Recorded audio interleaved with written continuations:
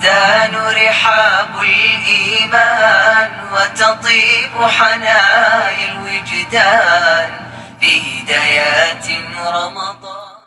بسم الله الرحمن الرحيم. الحمد لله رب العالمين والصلاة والسلام على رسول الله وعلى آله وصحبه أجمعين وبعد. السلام عليكم ورحمة الله وبركاته. Bali, ngayon ang ating paksa ay katulad pa rin ng dati, tungkol sa mga binibigkas at pamamaraan ng pagdadarasal. Okay. Alam po natin na ito'y para po sa mga hindi pa marunong magdarasal at saka hindi pa niya naisaulo ang mga binibigkas sa pagdadarasal.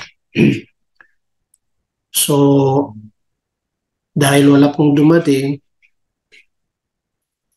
opo, kasi ito ay special para sa mga hindi pa niya naisasaulo ang pagdarasal. Ngayon, ang gagawin po natin dahil kasi ano po, Diyan na, nakapag-exam na, di ba? Ayan, nasa kusina si... Assalamualaikum warahmatullahi wabarakatuh. Yes po, Ustad, tapos na. Assalamualaikum warahmatullahi wabarakatuh. Nasa kusina yata si Sister Asma. Parang nagluluto. Pag ganito po talagang oras, wala. Nasa kusina ko always. Siguro maganda ilipat natin sa ibang schedule, no? Para sa akin, okay naman po kahit ano kasi alam naman po ng amin ko. Sinabi ko naman po sa kanila. Kaya yun nga lang, pag minsan po, para nakakalimutan nila ba na mag-utos sa iyo kasi nga lunchtime ngayon. Oo, tama po. Okay. Bali, mangyayari ngayon ay maglilecture lang tayo ng ano doon? Makikinig lang po ako, Ustad, ha? Kasi nandito po ako sa kusina. Okay. Dahil po wala pong dumating na mga baguhan, kasi di ba sabi ko po itong araw ng Sunday ay para po sa mga hindi pa niya isaulo ang mga binibigkas sa pagdarasal at hindi pa masyadong marunong magdarasal. Kaso lang wala pong dumating, lahat po kayong marunong, di ngayon magpapay po tayo patungkol po sa tinatawag na as-salatu al-khushu fi as-salah. Ibig sabihin, yung pagdadarasal na may ganap na pagpapakumbaba. Kumbaga yung may takot sa tunay na Diyos. Kasi may iba na minsan nagdadarasal ay parang simple lang, nasanay na magdarasal po siya, magsala ng 4 na raka, magsala ng 3 raka, magsala ng 2 raka, pero wala po siyang nararamdaman na tinatawag na al-khushu. Ibig sabihin yung matimtim na kumbaga pagdadarasal. Opo. Na samantala itong pagdarasal ay ito yung sabihin po natin na isang pagsamba sa dakilang lumikha na dito po nakasalalay ang mga iba't ibang uri ng mga pagsamba ng ating mga gawain. Kasi oras na ma-failure po ang ating pagdarasal, damay na lahat ang mga ibang pagsamba po natin. At sa oras na naman na maging matagumpay o maging mabuti, ganun din, damay rin na lahat po nagiging mabuti ang ating kumbaga mga pagsamba. Dahil po sa hadith ng Propeta Muhammad sallallahu alaihi wasallam, napakalino ang kanyang pong sinabi na kung saan awwalu yuhasabu bihi al-'abd yawm al-qiyamati as-salah. Ang unang-unang kukwintahin at bibilangin sa alipin ng Allah subhanahu wa ta'ala sa kanyang mga gawain ay ang pagdarasal. Kaya faida salahat salaha sayru amali wa in fasadat fasada sayru amali. At kung ito po ay maging tagumpay, ang kanyang pagdarasal, mabuti, lahat naging mabuti, naging tagumpay ang kanyang mga iba't ibang mga gawain. At kung ito na naman ay maging failure at hindi maging mabuti, maging masama, at ito'y damay rin lahat ng kanyang mga iba't ibang nagawa. Kaya ganito po kahalaga ang pagdarasal. Kaya kailangan po makapagdarasal po tayo sa kung saan may tinatawag na khusyu. Ibig sabihin yung ganap na pagpapakumbaba sa Allah subhanahu wa ta'ala. Ang isipin po natin, ang ating pong harapin mismo ay tunay na Diyos, ang dakilang lumikha na naglikha ng 7 palapag na langit at naglikha ng 7 palapag na lupa. Kaya nararapat po na ang ating pagdarasal ay maging pagdarasal na talagang nandun na yung tinatawag na khusyu. Opo. Sa katunayan, bilang mananampalataya, kailangan manatili sa Kanya yung tinatawag na isang katangian na kapag nagdadarasal ay mayroong ganap na pagpapakumbaba. Ang sabi po ng Allah subhanahu wa ta'ala sa banal na Quran, Bismillahirrahmanirrahim, Qad aflahal mu'minun. Kumbaga katotohanan, nagtagumpay ang mga mananampalataya. Kumbaga, nagtagumpay ang mga mananampalataya dahil sa ang kanilang pagdarasal, alladina hum fi salatim khashi'un. Dahil sa ang kanilang mga pagdarasal, kapag sila nagdadarasal ay mayroong tinatawag na khashi'un. Ibig sabihin ganap na pagpakumbaba sa Allah subhanahu wa ta'ala. Subhanallah. Kaya ang pagdadarasal na bila khusyu, ibig sabihin kapag nagdadarasal ang isang tao na wala pong tinatawag na pagpapakumbaba na ganap, parang ito ay mabigat sa kanya yun. Ibig sabihin lumalabas na parang hindi niya nakukuha yung tamang pagdadarasal. Subhanallah. Ang pagdadarasal na may khusyu, magiging dahilan po yan na hindi po tayo nadadali na ni Satanas, kasi siyempre dahil meron tayong papapakumbaba na pagdadarasal. Kaya nararapat po na kung saan gawin po natin na may pagpapakumbaba.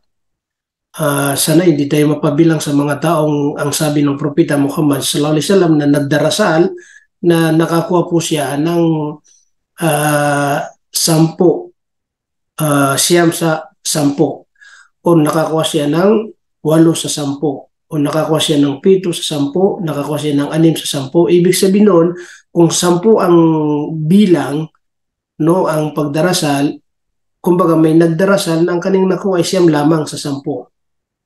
Opo. May nagdarasal na nakakuha siya ng 8 doon sa 10. Kaya hanggang sa nabanggit na may nakakuha ng tinatawag na sifr, kumbaga wala siyang nakuha dahil sa kanyang pagdarasal, ay hindi po tinanggap ng Allah subhanahu wa ta'ala. Opo, okay. Para daw makatulong sa atin yung tinatawag na khusyu, ibig sabihin, para makapagdarasal po tayo na may khusyu. So mayroong binanggit po ng mga eskular na kailangan ito ay ating gagawin. Asbabul khusyu fi salah. Ibig sabihin, mga gawain o mga katangian sa pagdadarasal na dapat ihanda ng isang magdadarasal para po magkaroon siya ng khusyu. Opo. Ibig sabihin, kung ito po ay gagawin natin, inshallah po ay magkakaroon tayo ng khusyu sa pagdarasal. Kaya pwede natin po tanungin natin sarili kung halimbawa itong mga babanggitin natin ba ay nagagawa po natin. Opo, kasi siyempre ito'y binanggit mismo ng mga scholar na makakatulong sa atin na magkakaroon tayo ng tinatawag na khusyu sa pagdadarasal. Unang-una, sabi po ng mga scholar ay al-isti'dadu lis-salah. Yung magsihanda po kayo na para sa pagdarasal.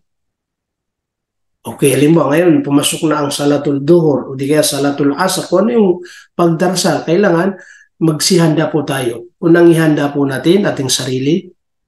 Opo, gawin po natin yung mga gagawin bago magdarasal. Gagamit mo tayo muna sa palikuran. Siguraduhin natin Tapos mag-ablusyon tayo ng ganap, yung kumpletong pag-ablusyon. Kailangan po yun kasi siyempre para matanggap ang ating pagdarasal. Dahil ang sabi ng Propeta Muhammad sallallahu alaihi wasallam na kung magdarasal tayo, mag-ablusyon tayo na hindi po ganap, ibig sabihin wala tayong pag-ablusyon. Kung magsala tayo na parang walang ablusyon, wala tayong pagdarasal, di ba po? Opo, yun ang ano doon. Ihanda po natin yun, ihanda po natin yung kasultan po natin na sigurado na malinis, walang nakadikit na kahit katiting na dumi. Opo, kasi hindi po tatanggapin ng ating pagdarasal na may kasama na tinatawag na dumi sa ating katawan, lalong-lalo na ibig sabihin sa katawan or sa tinatawag na mga damit po natin. Ayun. So, kasama rin po sa al-isti'dadu lis-sala, opo, ay yung tinatawag na huwag kang gumawa ng isang bagay na magkakaroon ka ng parang nagdadarasal ka pero yung pa rin ang inisip mo. Tulad po ng sinabi sa hadith na la salata bihadrati ta'am. No? Walang pagdarasal na kung saan nandyan ang pagkain. So ibig sabihin, huwag ka na lang maghanda ng pagkain, ilagay mo dun sa table ang pagkain, sasabihin mo magdarasal ako muna bago ako kakain. Siyempre, kapag naka-ready na yung pagkain na yun at ikaw ay nagdadarasal, normal yun na maisip mo ma-ready yun dahil siyempre, nandun na. Kaya ito yung sinasabi na iiwasan mo yan dahil para hindi po mahaluan yung pagdarasal po natin. Kasi alimbawa, naghahanda na yung pamilya natin, yung asawa po natin, nilagay yung pagkain. Tapos magdadarasal ka, di ba? Kaya ang sabi ng Propeta Muhammad sallallahu alaihi wasallam, la salata bihadratit ta'am. O walang pagdarasal na nandiyan ang pagkain. Ibig sabihin, kakain ka muna kung nandiyan ang pagkain. Kung nakahanda ng pagkain, kain ka muna kasi oras na hindi ka kumain at magdarasal na yun pa rin ang naisip mo pa rin yun. Kaya tinatawag na wa ibadu kulla ma yashghilu fikra an salah. Yung bang lalayuan mo yung mga bagay na magiging dahilan na makakaabala sa pagdarasal. Ibig sabihin dahil sa nakahanda po yung pagkain, yung inisip pa rin natin yan. Okay, yun ang una, magsihanda po tayo, yung mga nabanggit natin. Pangalawa ay isipin po natin na sa oras na tayo magdadarasal at harap sa daking lang lumika, maramdaman natin kung gaano kadakila ang tagapaglikha. Gaano siya kadakila. Yung adamatullah, ibig sabihin, ngayon, ang aking harapin ay ang tunay na Diyos ang naglikha ng lahat. Di ba dapat magkaroon ka ng yung nahihiyakan, na nagpapakumbaba ka sa Kanya, parang naalala ko tuloy yung si Ali radhiyallahu anhu nang tinanong siya dahil pag siya harap sa pagdarasal na pabago-bago ang kanyang kulay, kumbaga naiba, minsan nangingiti, minsan yung nababago ang kanyang kulay ng kanyang, kumbaga sa pagtingin sa kanya, yung sa sobrang takot yata. Nang sitanungin kung bakit nangyayari na iba ang nakikita sa kanyang buka. Kaya ang sabi niya, alam niyo, dahil ngayon isasagawa ko yung kumbaga isang bagay na ipinagkatiwala sa 7 palapag na langit at 7 palapag na lupa at ang mga kabundukan, ito hindi nila tinanggap. Diba? Ito yung sinabi ng tagapaglikha na kung saan kanyang ipinagtiwala ang mga kalangitan at kalupaan at mga kabundukan, tinatawag na ang Islam. At ito'y kanilang tinanggihan. وَبَيْنَ أَنْ يَحْمِلْنَهَا وَأَشْفَقْنَ مِنْهَا وَحَمَلَهَا الْإِنْسَانَ إِنَّهُ كَانَ ظَلُومًا جَهُولًا. Hindi tinanggap ng 7 palapag na langit, 7 palapag na lupa, mga kabundukan, samantala tinanggap ng tao na kung saan ito'y mangmang at kumbaga tinatawag na udaluman jawla. Pag sinabi udaluman, hindi makatarungan. Kaya ibig sabihin, natatakot pala si Ali radhiyallahu anhu kasi siyempre naisip niya yun na napakalaking bagay na kung saan ang pagsasagawa ng tinatawag na pagdarasal. Kasi pagdarasal, harap ka talaga. Hindi po katulad ng mga ibang ginagawa na kahit hindi ka humarap sa dakilang lubika. Di ba? Okay, ayuno ka, magsasadaka ka, kahit hindi ka nakatingin, nakaharap doon pag ginagawa mo yun. Di ba? Pero ang pagdarasal, hindi. Kasi hindi ka pwede magdarasal na hindi ka harap sa tinatawag na Kaaba, na kung saan ang inisip natin ay naharap po natin ng Allah subhanahu wa ta'ala. Kaya maramdaman po natin kung gaano kadakil ang Allah subhanahu wa ta'ala na harapin natin sa ating pagdadarasal. Kumbaga parang tayo nakatayo na sa harapan natin. Minsan, di ba sa mga checkpoint po yan, may mga pulis o di kaya sundalo, pinaparata yung tao, tapos yung nakakaramdam yung tao na natatakot siya kasi baka anong gawin sa kanila, so hindi sila panatag. So, kailangan mas sura pa yun na maramdaman ng isang tao sa kanyang pagharap sa dakilang lumika sa oras na siya magdadarasan. Subhanallah.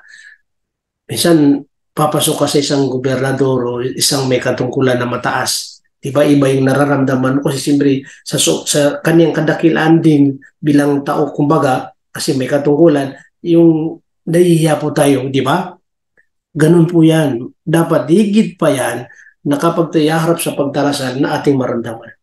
Kaya pag natin sa pagdarasal talagang serious, maging seryoso po talaga yung taong magdadarasal.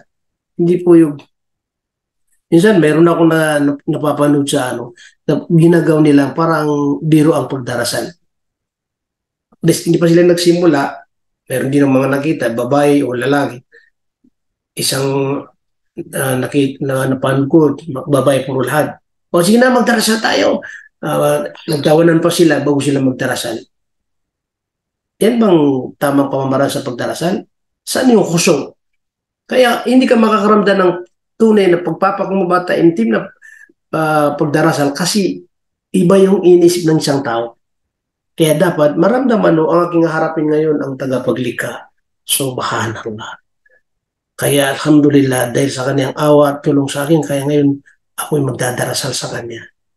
So yun po, yun ang ibig sabihin na, yun ang pangalawa na dapat gawin ng isang magdadarasal para magkaroon siya ng kusong. Pangatlo, tadhakkarul maut. Kailangan pa rin yung isinasisip po natin. Inaalala pa rin natin yung tinatawag na kamatayan. Kamatayan. Kasi ang pag-aalala po sa kamatayan, ito ay makakatulong po sa atin yan. Makakatulong sa atin at magkakaroon tayo ng tinatawag na khawf wal khashya min Allah. Ibig sabihin yung matatakot tayo, kasi siyempre inisip natin na baka mamatay tayo tapos baka hindi tayo mapabilang sa mga taong pagkakaluban ng Allah subhanahu wa ta'ala ng biyaya. Kaya may mga isang kwento na yung mga sahaba kapag sila nagdadarasal, isa rin sa kanilang layunin o iniisip, ito yung kanilang panghuli na pagdarasal. Panghuli. Hindi nila iniisip na abot sila sa susunod na pagdarasal. Kumbaga magdadarasal sila ng duhur, hindi po nila iniisip na abot sila sa asar. Ibig sabihin noon, inaalaala po nilang kamatayan. Na mamamatay kami, ay hindi kami doon maabot. Kaya pala sila ay kapag nagdadarasal talagang nandun na yung tinatawag ng ganap na pagpapakumbaba sa dakilang lumikha. Kasi naisip po nila po yung tinatawag na mamamatay sila last na pagdarasal. Siyempre, kaya mayroon silang ganap na takot sa Allah subhanahu wa ta'ala. Okay, yun ay pangatlo. Pang-apat po, mga kapatid namin sa pananampalatayang Islam, ay tinatawag na tadabbaru ayatil Quran. Kumbaga, yung mga mga talata ng Allah subhanahu wa ta'ala sa Quran ating binabasa tuwing tayo nagdadarasal, halimbawa suratul Fatiha, kung ano yung mga babanggitin natin ng mga ibang sura, opo, kailangan tadabbur, ibig sabihin, pinagmumuni-muni natin ano yung aya na yun, ano yung talata na yun. Kaya di ba dapat malaman po natin anong ibig pagkahulugan? Dapat malaman natin anong ibig pagkahulugan dahil siyempre, paano natin yan pagbumuni-muni kung hindi natin alam anong ibig pagkahulugan? Kaya dapat alamin natin kung anong kahulugan ng Suratul Fatiha, opo, ano yung Suratul Kafirun, Suratul Ikhlas, yung mga binabasa po natin, inaalam po natin anong ibig pagkahulugan. Kasi abang binabanggit natin yan sa ating pagdadarasal, pinagmumuni-muni natin yan, anong ibig pagkahulugan yan. Yan ang ibig sabihin. Tadabbaru ayatil Quran allati yaqra'uha fi salati. Ibig sabihin, habang tayo ay nagdadarasal, binabanggit, yung mga binabanggit, tapos alam natin ang kahulugan, yung pinagmumuni natin yan. Alhamdulillah Rabbil Alamin. Ang pagpupuri ay kay Allah lamang. Subhanallah. Na Panginoon ng sanlibutan. Malik Yawmiddin, siyang hari, no? Sa tinatawag na sa mundong ito at hari din niya sa kabilang buhay. So ibig sabihin, kung alam po natin ano mga ibig pagkahulugan, siguro makakapagbigay tayo ng pagmumuni-muni. Pero kung hindi natin alam ang ibig pagkahulugan, paano natin pagmumuni-muni ng mga talata, hindi natin alam, di ba? Kaya dapat inaalam po yan. Opo. Pang-lima, al-muhafadatu ala tumanina. At pag sinabi na al-muhafadatu ala tumanina, ito yung pangalagahan po natin, yung bawat haraka, bawat kilos natin sa ating pagdarasal. Halimbawa, sa pagyukod, sa pagbangon, sa pagpatirapa, sa pag-upo, sa pagpatirapa, sa pagbango, sa pagtayo. Yung tinatawag doon na tumanina, yung halimbawa, Allahu Akbar, tapos relax ka muna. Subhana Rabbil Azim, Subhana Rabbil Azim. Relax yung ano mo, Sami Allahu liman hamida. Yung bawat kilos mo, hindi ka po nagmamadali. Kalyan, kamay. Ano? Okay. Bukra inshallah. Ang ibig sabihin, kapag nagdadarasal tayo na hindi pabilisan, kasi nawawala yung tumanina kapag yan ay mabilis magdarasal ang tao. Kami napapansin namin sa mga kalalaki, minsan sa may nalit na Saudi, magdadarasal yan. Ang bilis magdarasal. Sasabihin niya sa kasama siya, magdarasal tayo. Alhamdulillah Rabbil Alamin, Ar-Rahman Ar-Rahim, Malik Yawmiddin, Iyyaka na'budu wa iyyaka nasta'in. Ang bilis. Tapos pag magyukod siya, Allahu Akbar, Allahu Akbar, sumi'ul, ang bilis. Wala yung tumanina. Kasi ang tumanina yung nagre-relax po tayo. Sami Allahu liman hamida. Istambay ka muna ng ilang segundo. Allahu Akbar. Bangitin yung babangitin. So, ibig sabihin, relax na relax ka. Hindi po yung nagmamadali. Kasi kapag nagmamadali ang tao, nawala yung tumanina. Opo. Tapos, idadagdag mo doon na kung tayo nakatayo, ay panatilin po natin na doon po tayo nakatingin kung saan natin nilalagay nating noon. Kaya ang sabi po rito, wahiya ay yastakira kulla a'du min a'da'is jasad fi makani athna ada'is salat. Ibig sabihin, yung ating halimbawa, pagdadarasal, kailangan po ay manatili po yan na kung saan yung ating mga katawan ay steady. Kaya tinatawag na istakira. Istakira, ibig sabihin, mananatili pa rin doon. Sa halimbawa, hindi po pwede yung paggalaw-galaw. O kailangan nakagano ka, tapos gagalaw ka lang, kikilos ka kapag magyukod o magpatira pa. Yun ang ano doon. So manatili, kasi para po yung paggasagawa mo ng pagdarasal ay napakaganda po. Opo. So ibig sabihin mga kapatid namin sa pananampalatayang Islam, kabilang po yan sa tinatawag na makakadagdag, makakatulong sa atin na magkakaroon tayo ng pagpapakumbaba sa pagdadarasal. Opo. Okay. Pang-anim, an-nadru ila mawdi'il as-sujud wa adami iltifat. Ito yung pang-anim. Na manatili pa rin yung ating pagtingin doon sa kung saan saan tayo nagpapatira pa. Opo. Nakagano yan. Hindi pwedeng nakapikit, hindi pwedeng Kaya, wa adami al-iltifat. Ibig sabihin, hindi po pwede yung sumisilip doon ng konti. Minsan, na nakakalungkot kasi may nagsala, matagal na nagsasala, pero nagtataka kami kasi tumitingin siya sa unahan. Yung parang ganun. So, hindi ko alam kung saan yung kinuha yun. Pero lagi nababanggit sa kanya na ang pagdarasal manatili yung mata natin doon. So, yun po. Paano mo masasabi na yung tao ay may pagpapakumbaba sa pagdadarasal, nakaganon po siya, di ba? Hindi. Ibig sabihin, hindi na, kumbaga, ganap na pagpapakumbaba. Opo. Panghuli, ang sabi mo ng mga scholar, ay kailangan nasa isip pa rin natin na pagkakaluban tayo ng Allah subhanahu wa ta'ala ng gantimpala, dakilang gantimpala. Basta gawin po natin yung tamang pamamaraan ng pagdarasal. Magsimula sa ablution, tama, magdarasal, tama, tapos may kukuso, may kompletong tinatawag na pamamaraan, may nandun na yung tinatawag na kompletong pagyukod, pagpatira pa, at ang puso ay talagang nandun na yung takot sa Allah subhanahu wa ta'ala, ipagkakalob ng Allah subhanahu wa ta'ala sa kanya ang tinatawag na gantimpala. Anong sabi ng Propeta Muhammad sallallahu alaihi wasallam? Ma min imri'in muslim tahduruhu salah maktubatun fayuhsinu du'aha wa khushu'aha wa ruku'aha illa kanat kafaratan lima qablaha min ad-dunub man lam yu'ti kabira wa dhalika ad-dahra kullah. Ito yung hadith na sinabi ni Propeta Muhammad sallallahu alaihi wasallam na walang tao, walang isang Muslim na siya ay nagdarasal ng obligado, na sa kanyang pagdadarasal ng obligado ay nagsimula doon sa nag-ablution siya ng tama at nagkaroon siya ng khusyu sa pagdadarasal, sa pagyukod, sa pagpapatira pa, na maliban lamang na siya ay patatawarin ng Allah subhanahu wa ta'ala sa kanyang mga kasalanan. Kasalanan. Pero ang nabanggit, basta huwag gumawa siya ng malaking kasalanan, ibig sabihin ang patatawarin siya nila sa mga malilit na kasalanan po yan. Oo. Kaya mga kapatid namin sa pananampalatayang at dahil po ala ni isang dumating na mga baguhan maliban lamang kay tingnan si Ani. Opo.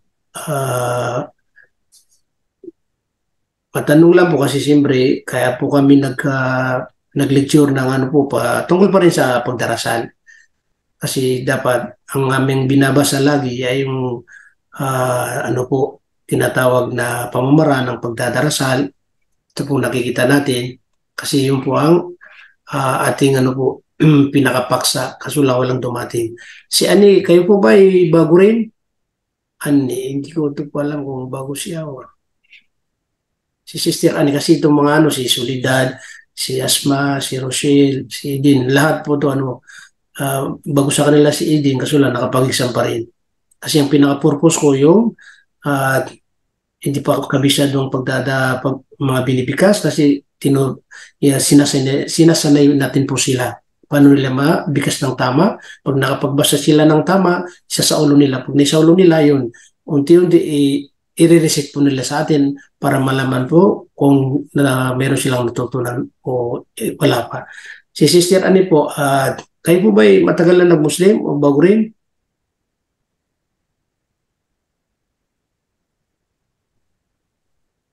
Siguro busy. Okay. Di bali po, sa ngayon po, pasensya na po kasi ang totoo po dahil hanggang ngayon hindi pa naayos yung sasakyan namin, doon ako nakikisakay po sa kasama namin. So yung una, kanina, umuwi na. Opo. Kasi sabi mo, tatapusin mo na muna kanina yung pinapaliwanag ko na mga pamamaraan para magkaroon din ng pagpapakumbaba sa pagdarasal. Pero meron pang natitira na isa, naghihintay sa akin at para makasakay naman kasi medyo malayo ang bahay namin. Opo, di bali po mga siguro isang linggo baka matapos yung sasakyan po namin pinapaayos kasi nakabangga po tayo. Alhamdulillah wala namang nangyari na yung sasakyan lang nasira. Opo, at yung nabanggaan ko, wala namang nangyari sa kanila. Mayroon ding nasira ng konti sa kanilang sasakyan, pero yung sa akin ang medyo malaki-laki. So inshallah po, sa susunod, magpapangako po ako na kukumplete mo po yung oras. Dapat 2:30 po tayo hinto kasi siyempre, yun ang oras po natin. Kaso lang, hinintay niya ako dahil uwi na sila. Kaya para po makasakay sa kanila. Opo.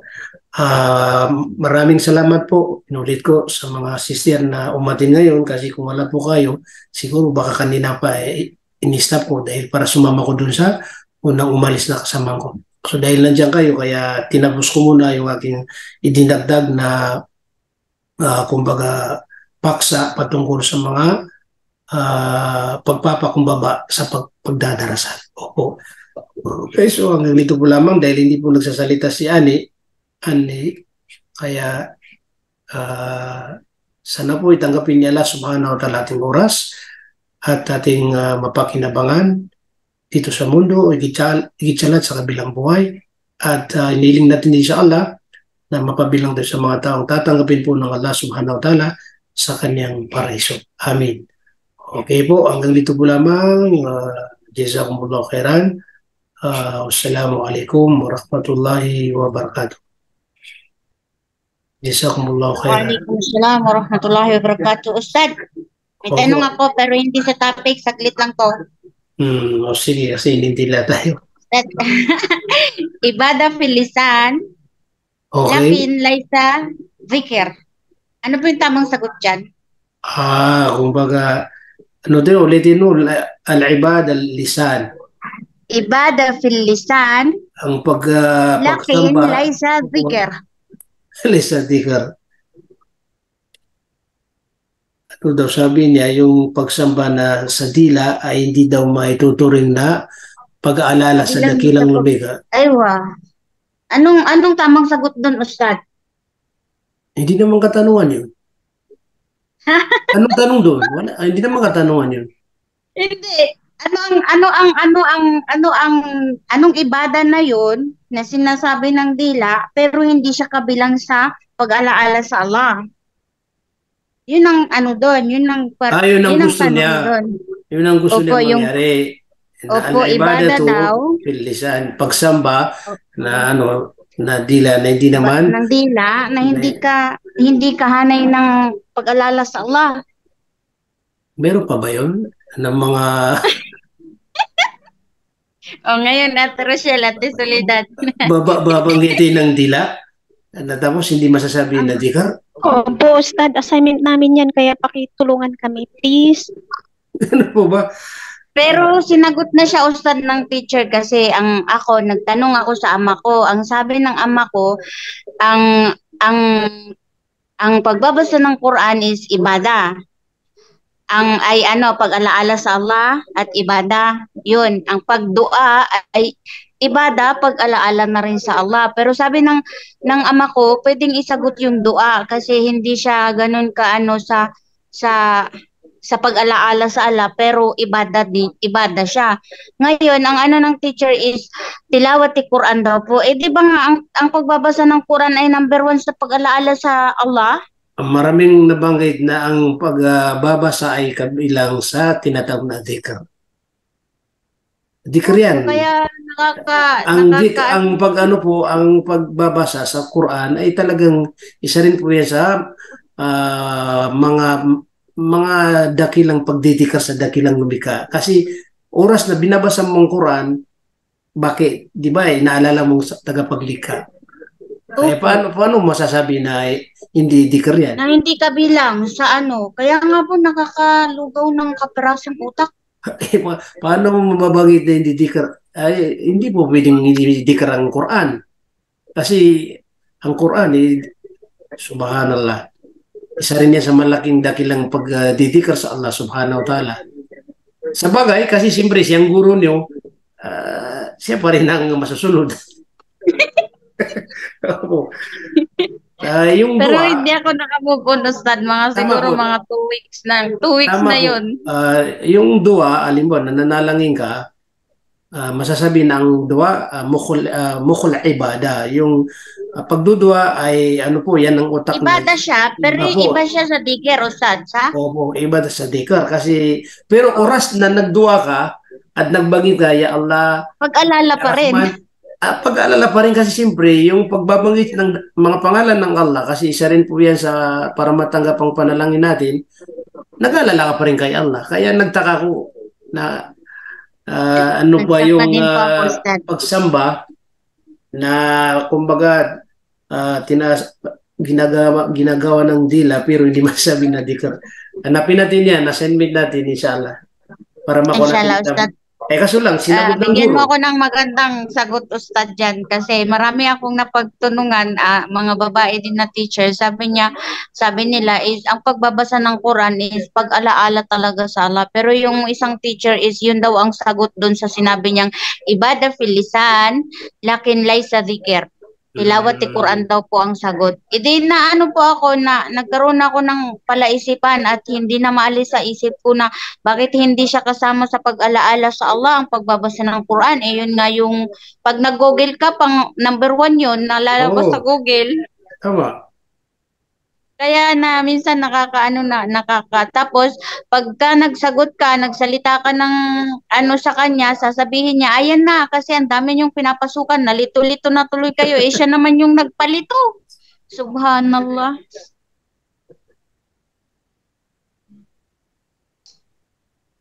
Pero ano pa rin, magpapakuba pa rin kayo sa guru ni Diyan kasi siyempre. Kasi teacher siya, Ustad, tapos kami estudyante, kaya alipin niya kami. Kaya nga, dapat yun maanul tayo. Ustad, wala pa rin pala kami karapatan kahit na itatama namin yun. Ustad. Ipaglaban ng karapatan. May karapatan pa rin kasi siyempre kapag ang isang tao ay hindi tumatanggap sa kamalian niya, ay hindi magandang katangian po yun. Hindi talaga, Ustad. Ikaw pa yung sisisihin. Sisisihin pa yung mga sinasalihan at nalito daw. Eh, ang linaw-linaw po ng ano na hindi pwedeng isagot yung pagbabasa ng Quran at ang pagbabasa ng Quran ay malinaw na pag-alaala sa Allah. Ikaw pa yung sisihin. Ang sabi po ng mga eskolar, subhanallah. Ang sabi po, fayaqulu ibtida'u innal qira'atil Qur'anu min dhikrillah. Na kung saan sa pagsisimula sa pagbabasa ng Quran ay pangunahing dhikrullah. Ibig sabihin, pag-alala sa Allah subhanahu wa ta'ala. Okay. Wa dhakara Allah ta'ala nawain. Mayroon ding binanggit na dalawang kung saan pag-aalala. Na una, yung sinasabi na pag-aalala na kasi mayroon ding nag-aalala na binabanggit ang tila. Isa rin yun. Opo, katulad ng pagbabasa kasi may nagbabasa ba ng Quran, hindi niya binabanggit ang dila niya? Baka mayroon na stand. Ewan ko, baka naano lang siya, nakatunga nga tapos nag-isip na siya. Diba? Pangalawa, sabi niya, may pag-aalala rin na kung saan hindi ka magbabanggit pero hindi yung Quran. O di kaya yung nagbabanggit ka, nasa isip mo lamang. So masasabi pa rin yun na, dikir pa rin yun. Isamantalang Quran, wala ni isa sa atin na pag nagbasa ng Quran ay hindi na ginagalaw ang kanya. Hindi ko maintindihan tuloy. Tapos, kung hindi niya gamit yung dila, mata niya, yun lang pala yun. Okay po, kasi hinintay ako ng kasama ko po dahil wala po tayong sasakyan. Sa susunod po, baka bukas hindi ko na makukomplete yung oras dahil dapat alas 2 sumalis sila para makasakay ako sa kanila. Yun lang ako naglito. Sige po, jazakumullah khairan. Naway tanggapin po ni Allah ang ating mga jazakallahu khairan, Ustad. تزدان رحاب الإيمان وتطيب حنايا الوجدان في هدايات رمضان بسم الله الرحمن الرحيم الحمد لله رب العالمين والصلاة والسلام على رسول الله وعلى آله وصحبه أجمعين وبعد السلام عليكم ورحمة الله وبركاته. Bali ngayon ang ating paksa ay katulad pa rin ng dati tungkol sa mga binibigkas at pamamaraan ng pagdadarasal. Okay. Alam po natin na ito'y para po sa mga hindi pa marunong magdarasal at saka hindi pa niya naisaulo ang mga binibigay sa pagdadarasal. So, dahil wala pong dumating, opo, kasi ito ay special para sa mga hindi pa niya naisasaulo ang pagdarasal. Ngayon, ang gagawin po natin dahil kasi ano po, Diyan na, nakapag-exam na, di ba? Ayan, nasa kusina si Assalamualaikum warahmatullahi wabarakatuh. Yes po, Ustad, tapos na. Assalamualaikum warahmatullahi wabarakatuh. Nasa kusina yata si Sister Asma. Parang Ako din nagluluto. po. Pag ganito po talagang oras, wala. Nasa kusina ko always. Siguro maganda ilipat natin sa ibang schedule, no? Para sa akin, okay naman po kahit ano, kasi alam naman po ng amo ko. Sinabi ko naman po sa kanila. Kaya yun nga lang, pag minsan po, para nakakalimutan nila ba na mag-utos sa'yo kasi nga lunchtime ngayon. Oo, tama po. Okay. Bali, mangyayari ngayon ay maglilecture lang tayo ng ano tawag doon? Makikinig lang po ako, Ustad, ha? Kasi nandito po ako sa kusina. Okay. Dahil po wala pong dumating na mga baguhan, kasi di ba sabi ko po itong araw ng Sunday ay para po sa mga hindi pa niya isaulo ang mga binibigay sa pagdarasal at hindi pa masyadong marunong magdarasal. Kaso lang wala pong dumating, lahat po kayong marunong, di ngayon mag-ano lang po tayo, magpapay po tayo patungkol po sa tinatawag na as-salatu al-khushu fi as-salah. Ibig sabihin, yung pagdadarasal na may ganap na pagpapakumbaba. Kumbaga yung may takot sa tunay na Diyos. Kasi may iba na minsan nagdadarasal ay parang simple lang, nasanay na magdarasal po siya, magsala ng 4 na raka, magsala ng 3 raka, magsala ng 2 raka, pero wala po siyang nararamdaman na tinatawag na al-khushu. Ibig sabihin yung matimtim na kumbaga pagdadarasal. Opo. Na samantala itong pagdarasal ay ito yung sabihin po natin na isang pagsamba sa dakilang lumikha na dito po nakasalalay ang mga iba't ibang uri ng mga pagsamba ng ating mga gawain. Kasi oras na ma-failure po ang ating pagdarasal, damay na lahat ang mga ibang pagsamba po natin. At sa oras na naman na maging matagumpay o maging mabuti, ganun din, damay rin na lahat po nagiging mabuti ang ating kumbaga mga pagsamba.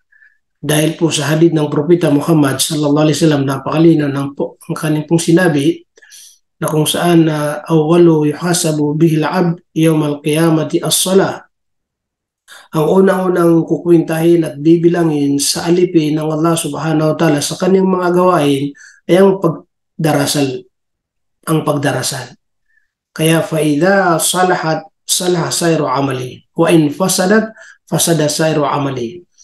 At kung ito po ay maging tagumpay, ang kanyang pagdarasal mabuti, lahat naging mabuti, naging tagumpay ang kanyang mga iba't ibang mga gawain. At kung ito na naman ay maging failure at hindi maging mabuti, maging masama, at ito'y damay rin lahat ng kanyang mga iba't ibang nagawa. Kaya ganito po kahalaga ang pagdarasal. Kaya kailangan po makapagdarasal po tayo sa kung saan may tinatawag na khushu. Ibig sabihin yung ganap na pagpapakumbaba sa Allah subhanahu wa ta'ala. Ang isipin po natin, ang ating pong harapin mismo ay tunay na Diyos, ang dakilang lumikha na naglikha ng 7 palapag na langit at naglikha ng 7 palapag na lupa. Kaya nararapat po na ang ating pagdarasal ay maging pagdarasal na talagang nandun na yung tinatawag na khushu. Opo. Sa katunayan, bilang mananampalataya, kailangan manatili sa kanya yung tinatawag na isang katangian na kapag nagdadarasal ay mayroong ganap na pagpapakumbaba. Ang sabi po ng Allah subhanahu wa ta'ala sa banal na Quran, Bismillahirrahmanirrahim, Qad aflahal mu'minun. Kumbaga katotohanan, nagtagumpay ang mga mananampalataya. Kumbaga, nagtagumpay ang mga mananampalataya dahil sa ang kanilang pagdarasal, alladhina hum fi salatim khashi'un. Dahil sa ang kanilang mga pagdarasal, kapag sila nagdadarasal ay mayroong tinatawag na khashi'un.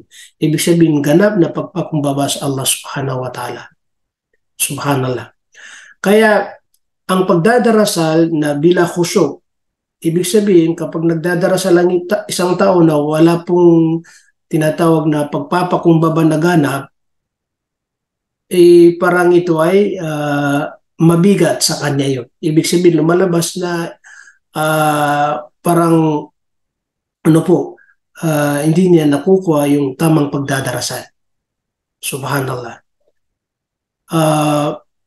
Ang pagdadarasal na may khusyu', magiging dahilan po yan na hindi po tayo nadadali na ni Satanas, kasi siyempre dahil mayroon tayong papapakumbaba na pagdadarasal. Kaya nararapat po na kung saan gawin po natin na may pagpakumbaba. Sana hindi tayo mapabilang sa mga taong ang sabi ng Propeta Muhammad sallallahu alaihi wasallam na nagdarasal na nakakuha po siya ng 10, siyam sa 10, o nakakuha siya ng 8 sa 10, o nakakuha siya ng 7 sa 10, nakakuha siya ng 6 sa 10. Ibig sabihin nun, kung 10 ang bilang, ang pagdarasal, kumbaga may nagdarasal na ang kanyang nakuha ay siyam lamang sa 10. Opo. May nagdarasal na nakakuha siya ng 8 doon sa 10. Kaya hanggang sa nabanggit na may nakakuha ng tinatawag na cipher, kumbaga wala siyang nakuha dahil sa kanyang pagdarasal, ay hindi po tinanggap ng Allah subhanahu wa ta'ala. Opo, okay. Para daw makatulong sa atin yung tinatawag na khusyu', ibig sabihin para makapagdarasal po tayo na may khusyu'. So mayroong binanggit po ng mga eskolar na kailangan ito ay ating gagawin. Asbabul khusyu' fi salah. Ibig sabihin, mga gawain o mga katangian sa pagdadarasal na dapat ihanda ng isang magdadarasal para po magkaroon siya ng khusyu'. Opo. Ibig sabihin, kung ito po ay gagawin natin, inshallah po ay magkakaroon tayo ng khusyu' sa pagdarasal. Kaya pwede natin po tanungin ng ating sarili kung halimbawa itong mga babanggitin natin ba ay nagagawa po natin. Opo, kasi siyempre ito'y binanggit mismo ng mga scholar na makakatulong sa atin na magkakaroon tayo ng tinatawag na khusyu' sa pagdadarasal. Unang-una, sabi po ng mga scholar ay al-isti'dadu lis-salah. Yung magsihanda po kayo na para sa pagdarasal. Okay, halimbawa ngayon, pumasok na ang salatul duhur o di kaya salatul asr. Kung ano yung pagdarasal, kailangan magsihanda po tayo. Unang ihanda po natin ating sarili. Opo, gawin po natin yung mga gagawin bago magdarasal. Gagamit mo tayo muna sa palikuran. Siguraduhin natin. Tapos mag-ablusyon tayo ng ganap, yung kumpletong pag-ablusyon. Kailangan po yun kasi siyempre para matanggap ang ating pagdarasal. Dahil ang sabi ng Propeta Muhammad sallallahu alaihi wasallam na kung magdarasal tayo, mag-ablusyon tayo na hindi po ganap, ibig sabihin wala tayong pag-ablusyon. Kung magsala tayo na parang walang ablusyon, wala tayong pagdarasal, di ba po? Opo, yun ang ano doon. Ihanda po natin yun, ihanda po natin ang yung kasuotan po natin na sigurado na malinis, walang nakadikit na kahit katiting na dumi. Opo, kasi hindi po tatanggapin ng ating pagdarasal na may kasama na tinatawag na dumi sa ating katawan, lalong-lalo na ibig sabihin sa katawan or sa tinatawag na ano po, mga damit po natin. Ayun. So, kasama rin po sa al-isti'dadu lis-sala, opo, ay yung tinatawag na huwag kang gumawa ng isang bagay na magkakaroon ka ng parang nagdadarasal ka pero yung pa rin ang inisip mo. Tulad po ng sinabi sa hadith na la salata bihadrati ta'am. No? Walang pagdarasal na kung saan nandyan ang pagkain.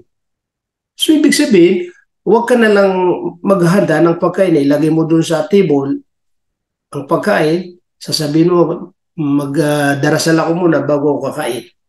Siyempre, kapag nakaready na yung pagkain na yun at ikaw ay nagdadarasal, normal yun na maisip mo ma-ready yun dahil siyempre, nandun na.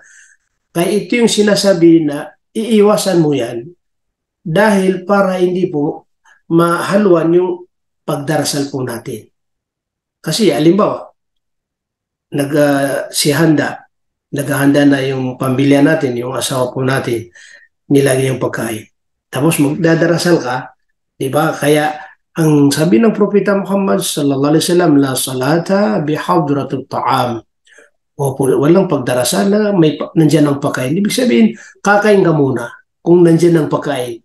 Kung nakahanda ng pagkain, kain ka muna kasi oras na hindi ka kumain at magdarasal na yun pa rin ang naisip mo pa rin yun.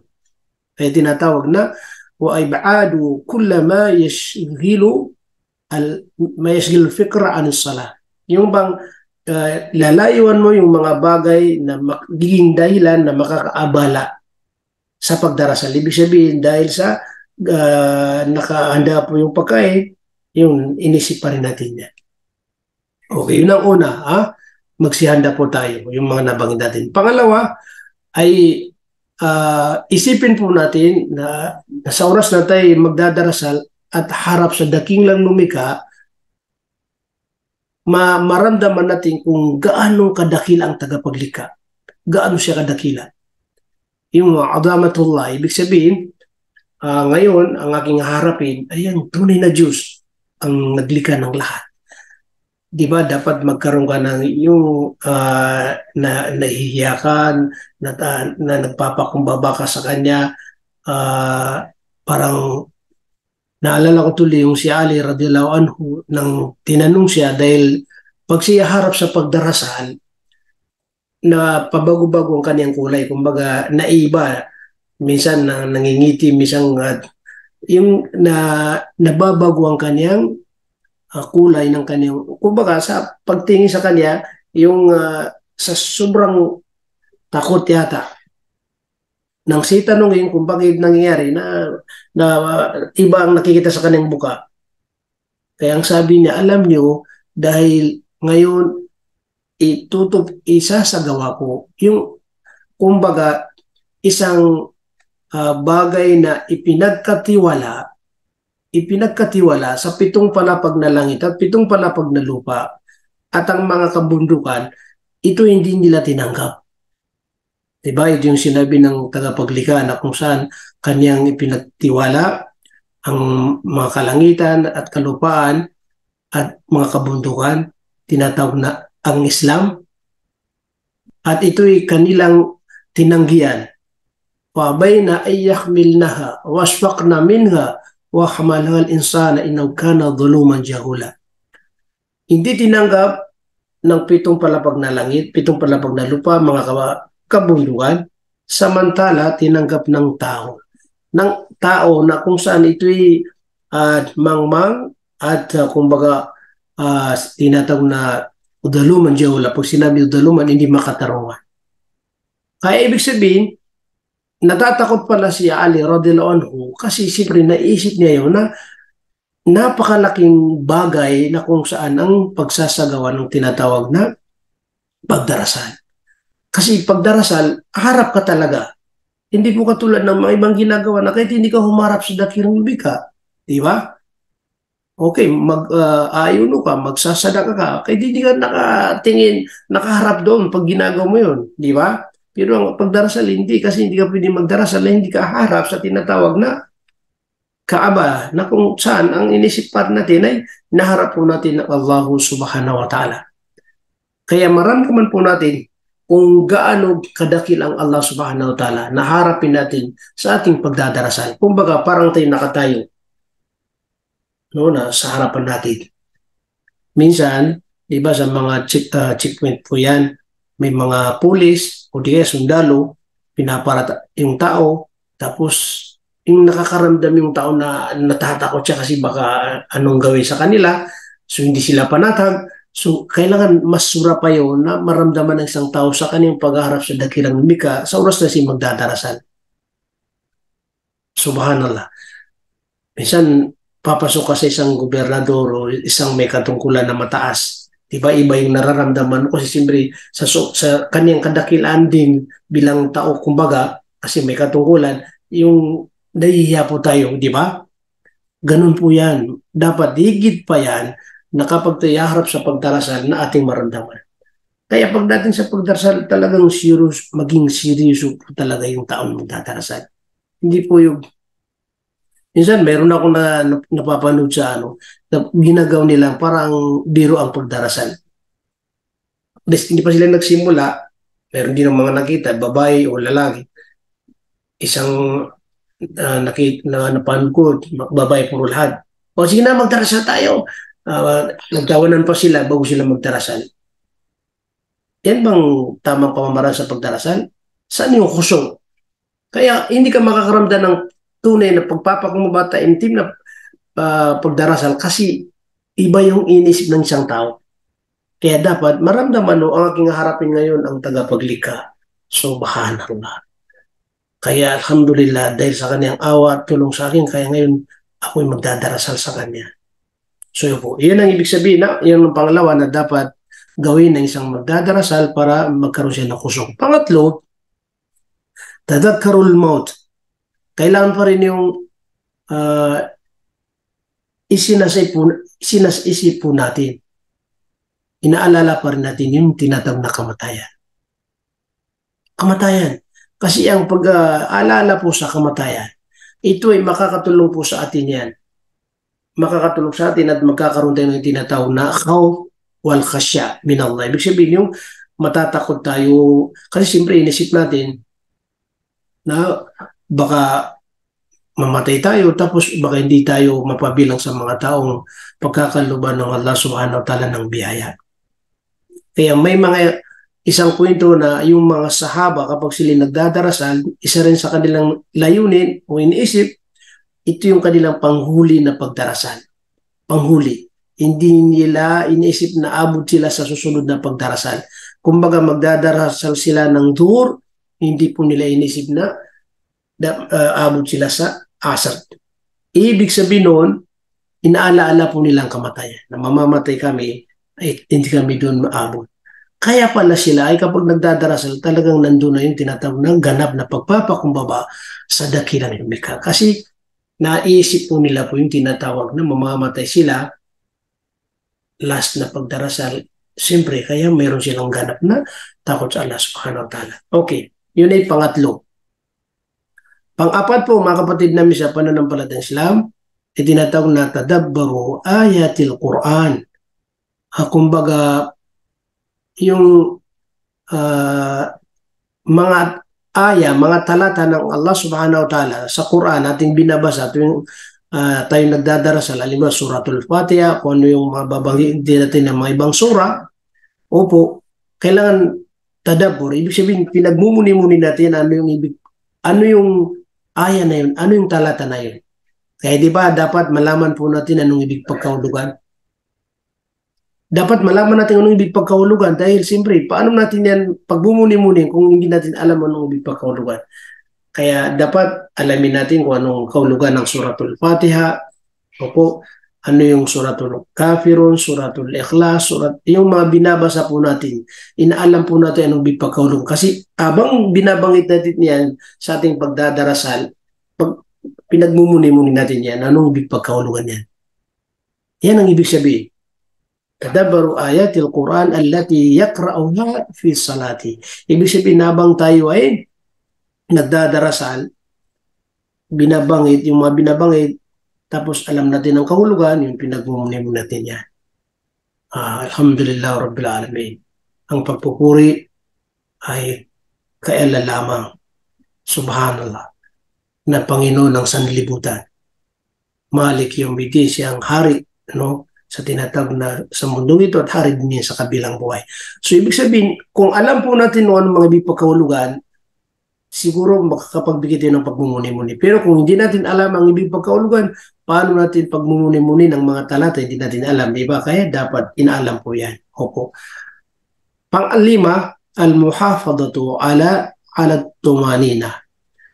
At pag sinabi na al-muhafadatu ala tumanina, ito yung pangalagahan po natin, yung bawat haraka, bawat kilos natin sa ating pagdarasal. Halimbawa, sa pagyukod, sa pagbangon, sa pagpatirapa, sa pag-upo, sa pagpatirapa, sa pagbango, sa pagtayod. Yung tinatawag doon na tumanina, yung halimbawa, Allahu Akbar, tapos relax ka muna. Subhana Rabbil Azim, Subhana Rabbil. Relax yung ano mo, Sami Allahu liman hamida. Yung bawat kilos mo, hindi ka po nagmamadali. Kalera, ang kamay. Ano? Mag-ups kita. Okay. Bukra inshallah. Ang ibig sabihin, kapag nagdadarasal tayo na hindi pabilisan kasi nawawala yung tumanina kapag yan ay mabilis magdarasal ang tao. Kami napapansin namin sa mga kalalaki, minsan sa may nalit na Saudi, magdadarasal yan. Ang bilis magdarasal. Sasabihin niya sa kasama niya, magdarasal tayo. Alhamdulillah Rabbil Alamin, Ar-Rahman Ar-Rahim, Malik Yawmiddin, Iyyaka na'budu wa iyyaka nasta'in. Ang bilis. Tapos magyukod siya, Allahu Akbar, Allahu Akbar, Sami'allah. Ang bilis. Wala yung tumanina. Kasi ang tumanina yung nagre-relax po tayo. Sami'allahu liman hamida. Istambay ka muna ng ilang segundo. Allahu Akbar. Bangitin yung babangitin. So, ibig sabihin, relax na relax ka. Hindi po yung nagmamadali. Kasi kapag nagmamadali ang tao, nawala yung tumanina. Opo. Tapos, idadagdag mo doon na kung tayo nakatayod, ay panatilin po natin na doon po tayo nakatingin kung saan natin nilalagay nating loob. Kaya ang sabi po rito, wahiya ay yastakirra kulla a'du min a'da'is jasad fi makani athna ada'is salat. Ibig sabihin, yung ating halimbawa, pagdadarasal, kailangan po ay manatili po yan na kung saan yung ating mga katawan ay steady. Kaya tinatawag na istakirra. Istakirra, ibig sabihin, mananatili pa rin doon. Sa halimbawa, hindi po pwede yung paggalaw-galaw. O kailangan, nakagano nga, tapos gagalaw ka lang, kikilos ka kapag magyukod o magpatira pa. Yun ang ano doon. So manatili, kasi para po yung paggasagawa mo ng pagdarasal ay napakaganda po. Opo. So ibig sabihin, mga kapatid namin sa pananampalatayang kabilang po yan sa tinatawag na makakadagdag, makakatulong sa atin na magkakaroon tayo ng pagpapakumbaba sa pagdadarasal. Opo. Okay. Pang-anim, an-nadru ila mawdi'il as-sujud wa adami iltifat. Ito yung pang-anim. Na manatili pa rin yung ating pagtingin doon sa kung saan saan tayo nagpapatira pa. Opo. Nakagano yan. Hindi pwedeng nakapikit, hindi pwedeng kaya wa adami al-iltifat. Ibig sabihin, hindi po pwede yung sumisilip doon ng konti. Minsan nakakalungkot kasi may nagsala, matagal na nagsasala pero nagtataka kami kasi tumitingin siya sa unahan, yung parang gano'n. So, hindi ko alam kung saan yung kinuha yun. Pero lagi nababanggit sa kanya na ang pagdarasal manatili yung mata natin doon. So, yun po. Paano mo masasabi na yung tao ay may pagpapakumbaba sa pagdadarasal? Nakaganon po siya, di ba? Hindi. Ibig sabihin, hindi na, kumbaga, ganap na pagpapakumbaba. Opo. Panghuli, ang sabi mo ng mga skolar, ay ano po, kailangan nasa isip pa rin natin na pagkakaluban tayo ng Allah subhanahu wa ta'ala ng gantimpala, dakilang gantimpala. Basta gawin po natin yung tamang pamamaraan ng pagdarasal. Magsimula sa ablution, tama, magdarasal, tama, tapos may kukuso, may kompletong tinatawag na pamamaraan, may nandun na yung tinatawag na kompletong pagyukol, pagpatira pa, at ang puso ay talagang nandun na yung takot sa Allah subhanahu wa ta'ala, ipagkakalob ng Allah subhanahu wa ta'ala sa kanya ang tinatawag na ano po, gantimpala. Anong sabi ng Propeta Muhammad sallallahu alaihi wasallam? Ma min imri'in muslim tahduruhu salah maktubatun fayuhsinu du'aha wa khushu'aha wa ruku'aha illa kanat kafaratan lima qablaha min ad-dunub man lam yu'ti kabira wa dhalika ad-dahra kullah. Ito yung hadith na sinabi ni Propeta Muhammad sallallahu alaihi wasallam na walang tao, walang isang Muslim na siya ay nagdarasal ng obligado, na sa kanyang pagdadarasal ng obligado ay nagsimula doon sa nag-ablution siya ng tama at nagkaroon siya ng khusyu sa pagdadarasal, sa pagyukod, sa pagpapatira pa, na maliban lamang na siya ay patatawarin ng Allah subhanahu wa ta'ala sa kanyang mga kasalanan. Kasalanan. Pero ang nabanggit, basta o gumawa siya ng malaking kasalanan, ibig sabihin ang patatawarin siya ni Allah sa mga malilit na kasalanan po yan. Opo. Kaya mga kapatid namin sa pananampalatayang Islam, at dahil po alam isang dumating na mga baguhan maliban lamang kay tingnan si Ani. Opo. Matanong lang po kasi siyempre kaya po kami nag-lecture ng ano po pa tungkol pa rin sa pagdarasal. Kasi dapat ang aming binabasa lagi ay yung ano po tinatawag na pamamaraan ng pagdadarasal. Ito po nakikita natin kasi yun po ang ating ano po pinakapaksa kaso lang walang dumating. Si Ani, kayo po ba ay bago rin? Ani, hindi ko ito po alam kung bago siya o si Sister Ani kasi itong mga ano, si Soledad, si Asma, si Rochelle, si Edin, lahat po ito ano, bago sa kanila si Edin kaso lang nakapag-exam pa rin. Kasi ang pinaka-purpose ko yung hindi pa ako kabisadong mga binibikas kasi sinasanay natin po sila. Paano nila mabikas ng tama? Pag nakapagbasa sila ng tama, isa sa ulo nila. Pag nasa ulo nila yun, unti-unti i-reset po nila sa atin para malaman po kung meron silang natutunan o wala pa. Si Sister Ani po, kayo po ba matagal na nag-Muslim o bago rin?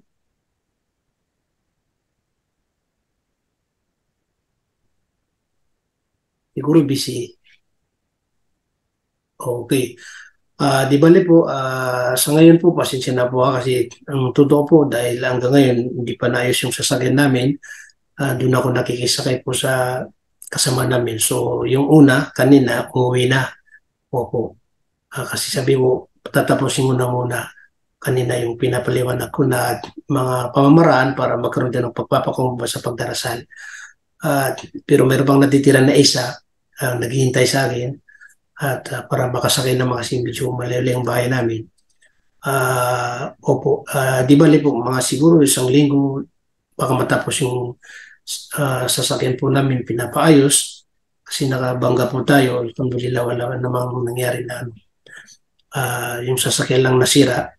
Opo, at yung nabanggaan ko wala namang nangyari sa kanila. Mayroon ding nasira ng kunti sa kanilang sasakyan pero yung sa akin ang medyo malaki-laki. So inshallah po sa susunod magpapangako po ako na kukumpleto po yung oras. Dapat 2:30 po tayo hinto kasi siyempre yun ang oras po natin. Kaso lang hinintay niya ako dahil uwi na sila kaya para po makasakay po sa kanila. Opo.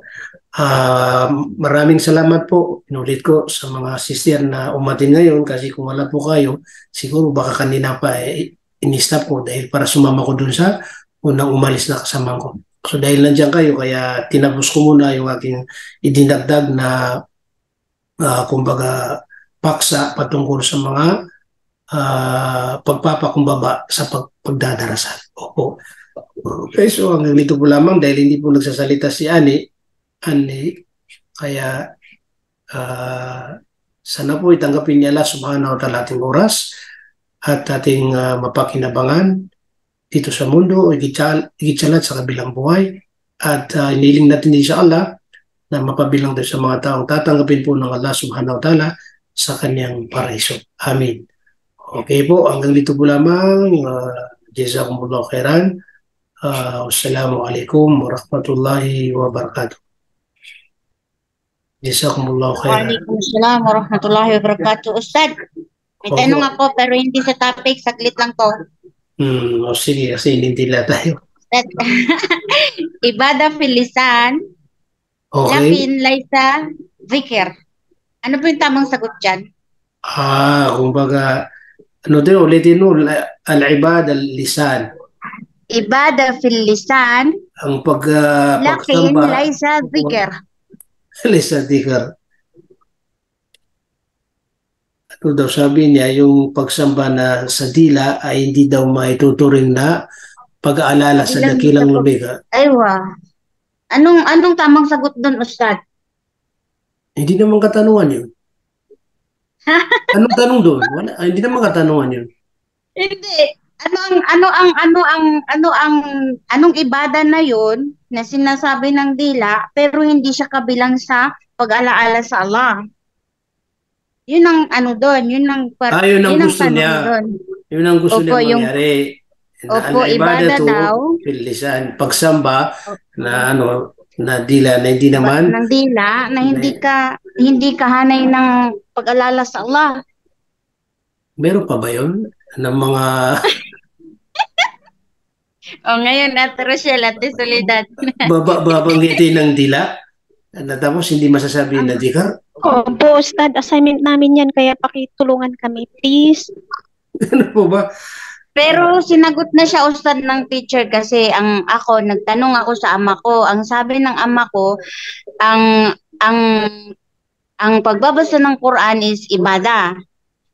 Pag-alaala sa Allah at ibada. Yun, ang pagdua ay ibada, pag-alaala na rin sa Allah. Pero sabi ng ama ko, pwedeng isagot yung dua kasi hindi siya ganun sa pag-alaala sa Allah, pero ibada siya.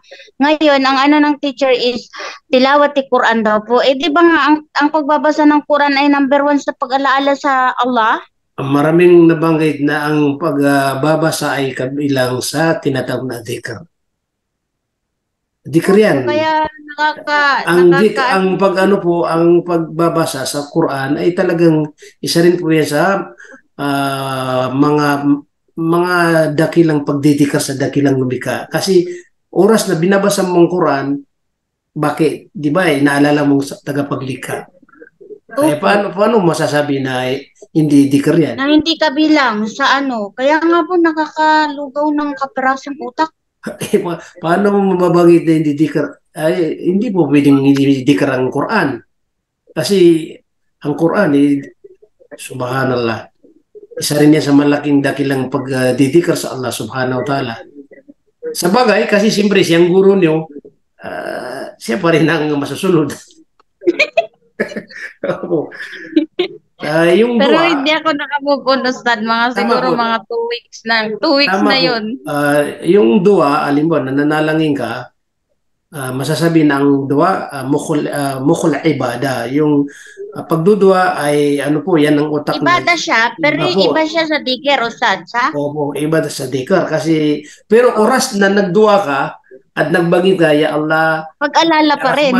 Pag-aalala pa rin kasi siyempre yung pagbabanggit ng mga pangalan ng Allah kasi isa rin po yan para matanggap ang panalangin natin, nag-aalala ka pa rin kay Allah. Kaya nagtaka ko na yung pagsamba na kumbaga ginagawa ng dila pero hindi masabi na dikar. Hanapin natin yan, assignment natin inshallah para makuha natin kaso lang, sinagot ng Bigyan mo guro. ako ng magandang sagot, Ustad, dyan. Kasi marami akong napagtunungan, mga babae din na teacher. Sabi nila is, ang pagbabasa ng Quran is pag-alaala talaga sa Allah. Pero yung isang teacher is, yun daw ang sagot dun sa sinabi niyang, ibada fil lisan, lakin laysa dhikr. Tilawat Quran daw po ang sagot. Hindi na ano po ako na nagkaroon ako ng palaisipan at hindi na maalis sa isip ko na bakit hindi siya kasama sa pag-alaala sa Allah ang pagbabasa ng Quran. Eh yun nga yung pag nag-google ka pang number 1 yun nalalabas sa Oo, Google. tama. Kaya na minsan tapos pagka nagsagot ka, nagsalita ka ng ano sa kanya, sasabihin niya, ayan na, kasi ang dami niyong pinapasukan, nalito-lito na tuloy kayo, eh siya naman yung nagpalito. Subhanallah.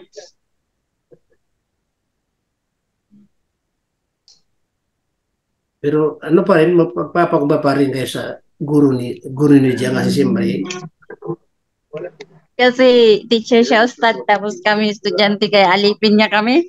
kaya nga, dapat yun, maanul tayo. Ustad, wala pa rin pala kami karapatan kahit na itatama namin yun. Ustad. Ipaglaban ng karapatan. May karapatan pa rin kasi siyempre, kapag ang isang tao ay hindi tumatanggap sa kamalian niya, ay hindi magandang katangian po yun. Hindi talaga, Ustad. Ikaw pa yung sisisihin. Sisisihin pa yung mga sinasalihan at nalito daw. Ang linaw-linaw po ng na hindi pwedeng isagot yung pagbabasa ng Quran at ang pagbabasa ng Quran ay malinaw na pag-alaala sa Allah. Tapos ikaw pa yung sisihin. Ang sabi po ng mga eskolar, subhanallah. Ang sabi po, fayaqulu ibtida'u innal qira'atil Qur'anu min dhikrillah.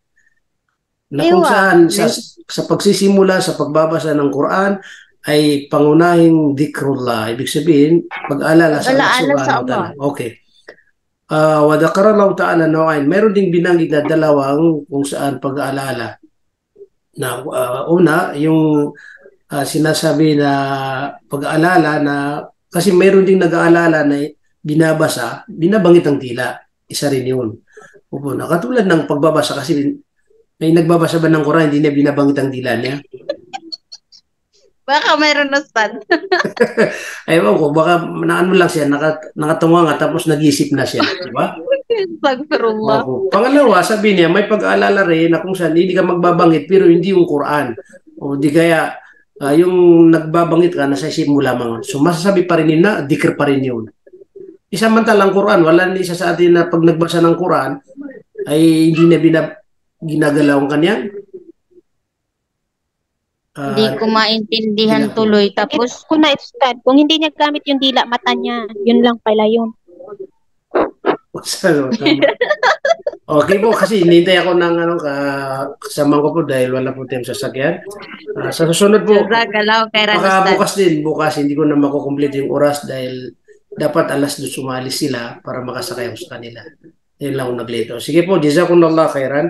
Naway tanggapin po ni Allah ang ating mga jazakallahu khairan, Ustad. تزدان رحاب الإيمان وتطيب حنايا الوجدان في هدايات رمضان بسم الله الرحمن الرحيم الحمد لله رب العالمين والصلاة والسلام على رسول الله وعلى آله وصحبه أجمعين وبعد السلام عليكم ورحمة الله وبركاته. Bali ngayon ang ating paksa ay katulad pa rin ng dati tungkol sa mga binibigkas at pamamaraan ng pagdadarasal. Okay. Alam po natin na ito'y para po sa mga hindi pa marunong magdarasal at saka hindi pa niya naisaulo ang mga binibigkas sa pagdadarasal. So, dahil wala pong dumating, opo, kasi ito ay special para sa mga hindi pa niya naisasaulo ang pagdarasal. Ngayon, ang gagawin po natin dahil kasi si Diyan na, nakapag-exam na, di ba? Ayan, nasa kusina si... Assalamualaikum warahmatullahi wabarakatuh. Yes po, Ustad, tapos na. Assalamualaikum warahmatullahi wabarakatuh. Nasa kusina yata si Sister Asma. Parang Ako din nagluluto. po. Pag ganito po talagang oras, wala. Nasa kusina ko always. Siguro maganda ilipat natin sa ibang schedule, no? Para sa akin, okay naman po kahit ano kasi alam naman po ng amo ko. Sinabi ko naman po sa kanila. Kaya yun nga lang, pag minsan po, para nakakalimutan nila ba na mag-utos sa'yo kasi nga lunchtime ngayon. Oo, tama po. Okay. Bali, mangyayari ngayon ay maglilecture na lang tayo ng ano tawag doon? Makikinig lang po ako, Ustad, ha? Kasi nandito po ako sa kusina. Okay. Dahil po wala pong dumating na mga baguhan, kasi di ba sabi ko po itong araw ng Sunday ay para po sa mga hindi pa niya isaulwang mga binibigkas sa pagdarasal at hindi pa masyadong marunong magdarasal. Kaso lang wala pong dumating, lahat po kayong marunong, di ngayon mag-ano lang po tayo, magpapay po tayo patungkol po sa tinatawag na as-salatu al-khushu fi as-salah. Ibig sabihin, yung pagdadarasal na may ganap na pagpapakumbaba. Kumbaga yung may takot sa tunay na Diyos. Kasi may iba na minsan nagdadarasal ay parang simple lang, nasanay na magdarasal po siya, magsala ng 4 na raka, magsala ng 3 raka, magsala ng 2 raka, pero wala po siyang nararamdaman na tinatawag na al-khushu. Ibig sabihin yung matimtim na kumbaga pagdadarasal. Opo. Na samantala itong pagdarasal ay ito yung sabihin po natin na isang pagsamba sa dakilang lumikha na dito po nakasalalay ang mga iba't ibang uri ng mga pagsamba ng ating mga gawain. Kasi oras na ma-failure po ang ating pagdarasal, damay na lahat ang mga ibang pagsamba po natin. At sa oras na naman na maging matagumpay o maging mabuti, ganun din, damay rin na lahat po nagiging mabuti ang ating kumbaga mga pagsamba. Dahil po sa hadith ng Propeta Muhammad sallallahu alaihi wasallam, napakalinaw ng ang kanyang pong sinabi na kung saan awwalu yuhasabu bihi al-'abd yawm al-qiyamati as-salah. Ang unang-unang kukwintahin at bibilangin sa alipin ng Allah subhanahu wa ta'ala sa kanyang mga gawain ay ang pagdarasal. Kaya fa'idha salahat salaha sayru amali wa in fasadat fasada sayru amali. At kung ito po ay maging tagumpay, ang kanyang pagdarasal mabuti, lahat naging mabuti, naging tagumpay ang kanyang mga iba't ibang mga gawain. At kung ito na naman ay maging failure at hindi maging mabuti, maging masama, at ito'y damay rin lahat ng kanyang mga iba't ibang nagawa. Kaya ganito po kahalaga ang pagdarasal. Kaya kailangan po makapagdarasal po tayo sa kung saan may tinatawag na khushu, ibig sabihin yung ganap na pagpapakumbaba sa Allah subhanahu wa ta'ala. Ang isipin po natin, ang ating pong harapin mismo ay tunay na Diyos, ang dakilang lumikha na naglikha ng 7 palapag na langit at naglikha ng 7 palapag na lupa. Kaya nararapat po na ang ating pagdarasal ay maging pagdarasal na talagang nandun na yung tinatawag na khushu. Opo. Sa katunayan, bilang mananampalataya, kailangan manatili sa Kanya yung tinatawag na isang katangian na kapag nagdadarasal ay mayroong ganap na pagpapakumbaba.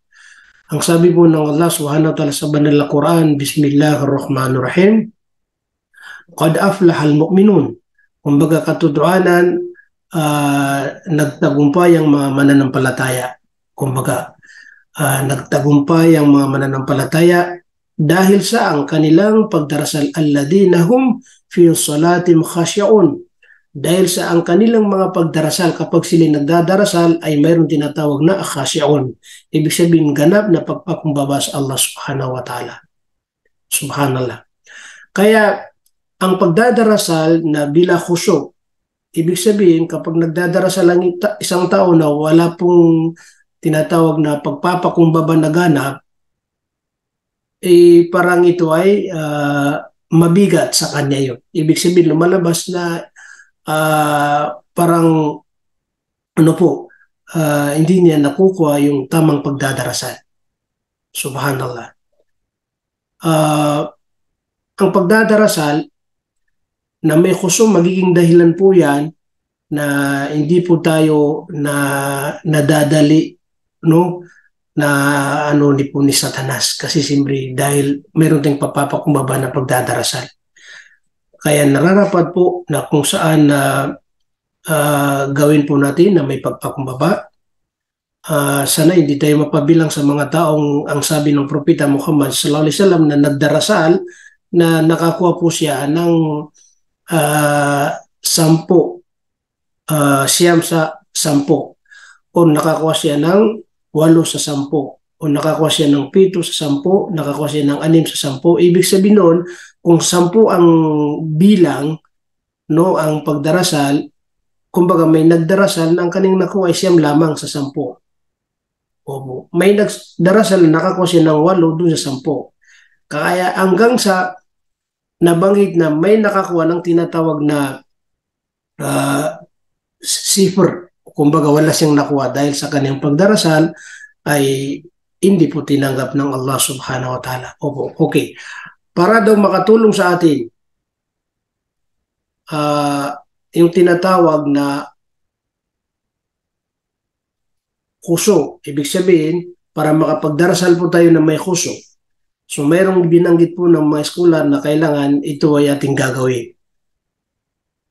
Asbabul khusyu' fi salah. Ibig sabihin, mga gawain o mga katangian sa pagdadarasal na dapat ihanda ng isang magdadarasal para po magkaroon siya ng khusyu'.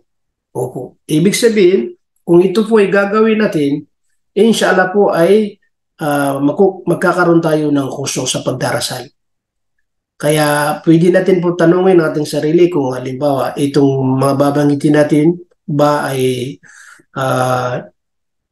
nagagawa po natin. Opo, kasi siyempre ito ay binanggit mismo ng mga scholar na makakatulong sa atin na magkakaroon tayo ng tinatawag na khusyu' sa pagdadarasal. Unang-una, sabi po ng mga scholar ay al-isti'dadu lis-salah. Yung magsihanda po kayo na para sa pagdarasal. Okay, halimbawa ngayon pumasok na ang salatul duhur o di kaya salatul asr, kung ano yung pagdarasal, kailangan magsihanda po tayo. Unang ihanda po natin ating sarili. Opo, gawin po natin yung mga gagawin bago magdarasal. Gagamit mo tayo muna sa palikuran. Siguraduhin natin. Tapos mag-ablusyon tayo ng ganap, yung kumpletong pag-ablusyon. Kailangan po yun kasi siyempre para matanggap ang ating pagdarasal. Dahil ang sabi ng Propeta Muhammad sallallahu alaihi wasallam na kung magdarasal tayo, mag-ablusyon tayo na hindi po ganap, ibig sabihin wala tayong pag-ablusyon. Kung magsala tayo na parang walang ablusyon, wala tayong pagdarasal, di ba po? Opo, yun ang doon. Ihanda po natin yun, ihanda po natin yung kasultan po natin na sigurado na malinis, walang nakadikit na kahit katiting na dumi. Opo, kasi hindi po tatanggapin ng ating pagdarasal na may kasama na tinatawag na dumi sa ating katawan, lalong-lalo na ibig sabihin sa katawan or sa tinatawag na mga damit po natin. Ayun. So, kasama rin po sa al-isti'dadu lis-salah, opo, ay yung tinatawag na huwag kang gumawa ng isang bagay na magkakaroon ka ng parang nagdadarasal ka pero yung pa rin ang inisip mo. Tulad po ng sinabi sa hadith na la salata bihadrati ta'am, no? Walang pagdarasal na kung saan nandyan ang pagkain. So ibig sabihin, huwag ka na lang maghanda ng pagkain, ilagay mo dun sa table ang pagkain, sasabihin mo, magdarasal ako muna bago ako kakain.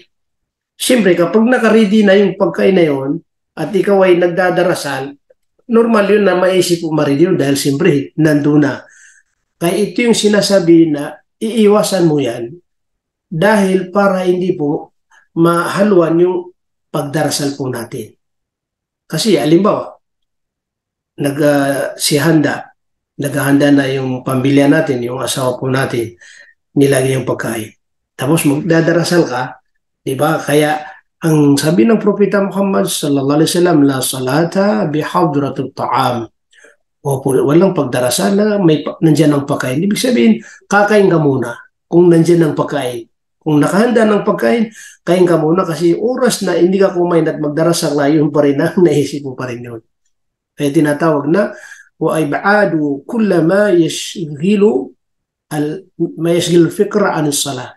Yung bang lalayuan mo yung mga bagay na magiging dahilan na makakaabala sa pagdarasal. Ibig sabihin dahil sa nakahanda po yung pagkain, yung inisip pa rin natin yan. Okay, yun ang una, magsihanda po tayo, yung mga nabanggit natin. Pangalawa ay isipin po natin na sa oras na tayo magdadarasal at harap sa daking lang lumika, maramdaman natin kung gaano kadakila ang tagapaglikha. Gaano siya kadakila. Yung adamatullah, ibig sabihin, ngayon, ang aking harapin ay ang tunay na Diyos ang naglikha ng lahat. Di ba dapat magkaroon ka ng yung nahihiyakan, na nagpapakumbaba ka sa Kanya, parang naalala ko tuloy yung si Ali radhiyallahu anhu nang tinanong siya dahil pag siya harap sa pagdarasal, na pabago-bago ang kanyang kulay, kumbaga naiba, minsan nangingiti, minsan yung nababago ang kanyang kulay ng kanyang, kumbaga sa pagtingin sa kanya, yung sa sobrang takot yata. Nang si tanongin kung bakit nangyayari na iba ang nakikita sa kanyang buka. Kaya ang sabi niya, alam niyo, dahil ngayon isasagawa ko yung kumbaga isang bagay na ipinagkatiwala sa 7 palapag na langit at 7 palapag na lupa at ang mga kabundukan, ito hindi nila tinanggap. Diba? Ito yung sinabi ng tagapaglikha na kung saan kanyang ipinagtiwala ang mga kalangitan at kalupaan at mga kabundukan, tinatawag na ang Islam, at ito'y kanilang tinanggihan. وَبَيْنَ أَنْ يَحْمِلْنَهَا وَأَشْفَقْنَ مِنْهَا وَحَمَلَهَا الْإِنْسَانَ إِنَّهُ كَانَ ظَلُومًا جَهُولًا. Hindi tinanggap ng 7 palapag na langit, 7 palapag na lupa, mga kabundukan, samantala tinanggap ng tao na kung saan ito'y mangmang at kumbaga tinatawag na udaluman jawla. Pag sinabi udaluman, hindi makatarungan. Kaya ibig sabihin, natatakot pala si Ali radhiyallahu anhu kasi siyempre naisip niya yun na napakalaking bagay na kung saan ang pagsasagawa ng tinatawag na pagdarasal. Kasi pagdarasal, harap ka talaga. Hindi po katulad ng mga ibang ginagawa na kahit hindi ka humarap sa dakilang lumika. Di ba? Okay, ayuno ka, magsasadaka ka, kahit hindi ka nakatingin, nakaharap doon pag ginagawa mo yun. Di ba? Pero ang pagdarasal, hindi, kasi hindi ka pwede magdarasal na hindi ka harap sa tinatawag na Kaaba, na kung saan ang inisip pa natin ay naharap po natin ng Allah subhanahu wa ta'ala. Kaya maramdaman po natin kung gaano kadakil ang Allah subhanahu wa ta'ala na harapin natin sa ating pagdadarasal. Kumbaga parang tayo nakatayo na sa harapan natin. Minsan, di ba sa mga checkpoint po yan, may mga pulis o di kaya sundalo, pinaparat yung tao, tapos yung nakakaramdam yung tao na natatakot siya kasi baka anong gawin sa kanila. So hindi sila panatag. So kailangan mas sura pa yun na maramdaman ng isang tao sa kanyang pagharap sa dakilang lumika sa oras na siya magdadarasan. Subhanallah. Minsan, papasok ka sa isang gobernador o isang may katungkulan na mataas. Diba, iba yung nararamdaman ko kasi siyempre sa kanyang kadakilaan din bilang tao, kumbaga, kasi may katungkulan, yung nahihiya po tayo, di ba? Ganun po yan. Dapat higit pa yan na kapag tayo harap sa pagdarasal na ating maramdaman. Kaya pag natin sa pagdarasal talagang serious, maging seryoso po talaga yung taong magdadarasal. Hindi po yung minsan meron ako na napapanood sa na ginagaw nila parang biro ang pagdarasal. Hindi pa sila nagsimula, meron din ang mga nakita, babae o lalaki. Isang napanood ko, babae puro lahat. O sige na, magdarasal tayo. Nagtawanan pa sila bago sila magdarasal. Yan bang tamang pamamaraan sa pagdarasal? Saan yung kusong? Kaya hindi ka makakaramdam ng tunay na pagpapakumabata intim na pagdarasal kasi iba yung inisip ng isang tao. Kaya dapat maramdaman ang aking harapin ngayon ang tagapaglikha. Subhanallah. Kaya alhamdulillah dahil sa kanyang awa at tulong sa akin, kaya ngayon ako'y magdadarasal sa kanya. So yun po, yun ang ibig sabihin na yun ang pangalawa na dapat gawin ng isang magdadarasal para magkaroon siya ng kusong. Pangatlo, tadhakkarul maut. Kailangan pa rin yung isinasisip po natin. Inaalala pa rin natin yung tinatawag na kamatayan. Kamatayan. Kasi ang pag-aalala po sa kamatayan, ito ay makakatulong po sa atin yan. Makakatulong sa atin at magkakaroon tayo ng tinatawag na khawf wal khashya min Allah. Ibig sabihin yung matatakot tayo. Kasi siyempre inisip natin na baka mamatay tayo tapos baka hindi tayo mapabilang sa mga taong pagkakaluban ng Allah subhanahu wa ta'ala ng biyaya. Kaya may mga isang kwento na yung mga sahaba kapag sila nagdadarasal, isa rin sa kanilang layunin o iniisip, ito yung kanilang panghuli na pagdarasal. Panghuli. Hindi nila iniisip na abot sila sa susunod na pagdarasal. Kumbaga magdadarasal sila ng duhur, hindi po nila inisip na abot sila sa asar. Ibig sabihin noon, inaalaala po nilang kamatayan. Na mamamatay kami, ay hindi kami doon maabot. Kaya pala sila ay kapag nagdadarasal, talagang nandun na yung tinatawag ng ganap na pagpapakumbaba sa dakilang lumikha. Kasi naisip po nila po yung tinatawag na mamamatay sila last na pagdarasal. Siyempre, kaya mayroon silang ganap na takot sa Allah subhanahu wa ta'ala. Okay, yun ay pangatlo. Pang-apat po, mga kapatid namin sa pananampalatayang Islam, ay tinatawag na tadabbaru ayatil Quran. Kumbaga, yung mga mga talata ng Allah subhanahu wa ta'ala sa Quran ating binabasa tuwing tayo nagdadarasal, halimbawa suratul Fatiha, kung ano yung mga babanggitin natin ng mga ibang sura, opo, kailangan tadabbur. Ibig sabihin, pinagmumuni-muni natin ano yung aya na yun, ano yung talata na yun. Kaya di ba dapat malaman po natin anong ibig pagkahulugan. Dapat malaman natin anong ibig pagkahulugan dahil siyempre, paano natin yan pagbumuni-muni kung hindi natin alam anong ibig pagkahulugan. Kaya dapat alamin natin kung anong kahulugan ng suratul Fatiha, opo, ano yung suratul Kafirun, suratul Ikhlas, yung mga binabasa po natin, inaalam po natin anong ibig pagkahulugan. Kasi habang binabanggit natin yan sa ating pagdadarasal, pinagmumuni-muni natin yan, anong ibig pagkahulugan yan. Yan ang ibig sabihin. Tadabbaru ayatil Quran allati yaqra'uha fi salati. Ibig sabihin, habang tayo ay nagdadarasal, binabangit, yung mga binabangit, tapos alam natin ang kahulugan, yung pinagmumuni natin yan. Alhamdulillah Rabbil Alamin. Ang pagpupuri ay kay Allah lamang. Subhanallah. Na Panginoon ng sanlibutan. Malik Yawmiddin, siyang hari, sa tinatawag na sa mundong ito at hari din niya sa kabilang buhay. So ibig sabihin, kung alam po natin ano mga ibig pagkahulugan, siguro makakapagbigay tayo ng pagmumuni-muni. Pero kung hindi natin alam ang ibig pagkaulugan, paano natin pagmumuni-muni ng mga talata, hindi natin alam, di ba? Kaya dapat inaalam po yan. Opo. Pang-lima, al-muhafadatu ala tumanina. At pag sinabi na al-muhafadatu ala tumanina, ito yung pangalagahan po natin, yung bawat haraka, bawat kilos natin sa ating pagdarasal. Halimbawa, sa pagyukod, sa pagbangon, sa pagpatira pa, sa pag-upo, sa pagpatira pa, sa pagbango, sa pagtayo. Yung tinatawag doon na tumanina, yung halimbawa, Allahu Akbar, tapos relax ka muna. Subhana Rabbil Azim, Subhana Rabbil. Relax yung ano mo, Sami Allahu liman hamida. Yung bawat kilos mo, hindi ka po nagmamadali.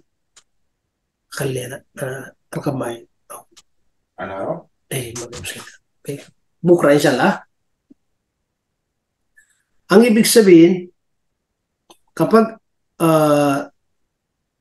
nagdadarasal tayo na hindi pabilisan kasi nawawala yung tumanina kapag yan ay mabilis magdarasal ang tao. Kami napapansin namin sa mga kalalaki, minsan sa may nalit na Saudi, magdadarasal yan. Ang bilis magdarasal. Sasabihin niya sa kasama siya, magdarasal tayo. Alhamdulillah, Rabbil Alamin, Ar-Rahman, Ar-Rahim, Malik Yawmiddin, Iyyaka na'budu wa iyyaka nasta'in. Ang bilis. Tapos, magyukod siya, Allahu Akbar, Allahu Akbar, Sami'allah. Ang bilis. Wala yung tumanina. Kasi ang tumanina, yung nagre-relax po tayo. Sami'allahu liman hamida. Istambay ka muna ng ilang segundo. Allahu Akbar. Bangitin yung babangitin. So, ibig sabihin, relax na relax ka. Hindi po yung nagmamadali. Kasi kapag nagmamadali ang tao, nawala yung tumanina. Opo. Tapos, idadagdag mo doon na kung tayo nakatayo, ay panatilin po natin na doon po tayo nakatingin kung saan natin nilalagay nating loob. Kaya ang sabi po rito, wahiya ay yastakirra kulla a'du min a'da'is jasad fi makani athna ada'is salat. Ibig sabihin, yung ating halimbawa, pagdadarasal, kailangan po ay manatili po yan na kung saan yung ating mga katawan ay steady. Kaya tinatawag na istakira. Istakira, ibig sabihin, mananatili pa rin doon. Sa halimbawa, hindi po pwede yung paggalaw-galaw. O po kailangan, nakagano ka, tapos gagalaw ka lang, kikilos ka kapag magyukod o magpatira pa. Yun ang ano doon. So manatili, kasi para po yung paggasagawa mo ng pagdarasal ay napakaganda po. Opo. So ibig sabihin, mga kapatid namin sa pananampalatayang kabilang po yan sa tinatawag na makakadagdag, makakatulong sa atin na magkakaroon tayo ng pagpapakumbaba sa pagdadarasal. Opo. Okay. Pang-anim, an-nadru ila mawdi'il as-sujud wa adami iltifat. Ito yung pang-anim. Na manatili pa rin yung ating pagtingin doon sa kung saan saan tayo nagpapatira pa. Opo. Nakagano yan. Hindi pwedeng nakapikit, hindi pwedeng kaya wa adami al-iltifat. Ibig sabihin, hindi po pwede yung sumisilip doon ng konti. Minsan nakakalungkot kasi may nagsala, matagal na nagsasala, pero nagtataka kami kasi tumitingin siya sa unahan. Yung parang ganun. So, hindi ko alam kung saan yung kinuha yun. Pero lagi nababanggit sa kanya na ang pagdarasal, manatili yung mata natin doon. So, yun po. Paano mo masasabi na yung tao ay may pagpapakumbaba sa pagdadarasal, nakaganon po siya, di ba? Hindi. Ibig sabihin, hindi na, kumbaga, ganap na pagpapakumbaba. Opo. Panghuli, ang sabi po ng mga scholar, ay kailangan nasa isip pa rin natin na pagkakaluban tayo ng Allah subhanahu wa ta'ala ng gantimpala. Dakilang gantimpala. Basta gawin po natin yung tamang pamamaraan ng pagdarasal. Magsimula sa ablution, tama, magdarasal, tama, tapos may kukuso, may kompletong tinatawag na pamamaraan, may nandun na yung tinatawag na kumpletong pagyukod, pagpatira pa, at ang puso ay talagang nandun na yung takot sa Allah subhanahu wa ta'ala, ipagkakalob ng Allah subhanahu wa ta'ala sa kanya ang tinatawag na gantimpala. Anong sabi ng Propeta Muhammad sallallahu alaihi wasallam? Ma min imri'in muslim tahduruhu salah maktubatun fayuhsinu du'aha wa khushu'aha wa ruku'aha illa kanat kafaratan lima qablaha min ad-dunub man lam yu'ti kabira wa dhalika ad-dahra kullah. Ito yung hadith na sinabi ni Propeta Muhammad sallallahu alaihi wasallam na walang tao, walang isang Muslim na siya ay nagdarasal ng obligado, na sa kanyang pagdadarasal ng obligado ay nagsimula doon sa nag-ablution siya ng tama at nagkaroon siya ng khusyu sa pagdadarasal, sa pagyukod, sa pagpapatira pa, na maliban lamang na siya ay patatawarin ng Allah subhanahu wa ta'ala sa kanyang mga kasalanan. Kasalanan. Pero ang nabanggit, basta o gumawa siya ng malaking kasalanan, ibig sabihin ang patatawarin siya ni Allah sa mga malilit na kasalanan po yan. Opo. Kaya mga kapatid namin sa pananampalatayang at dahil po ala ni isang dumating na mga baguhan maliban lamang kay tingnan si Ani. Opo.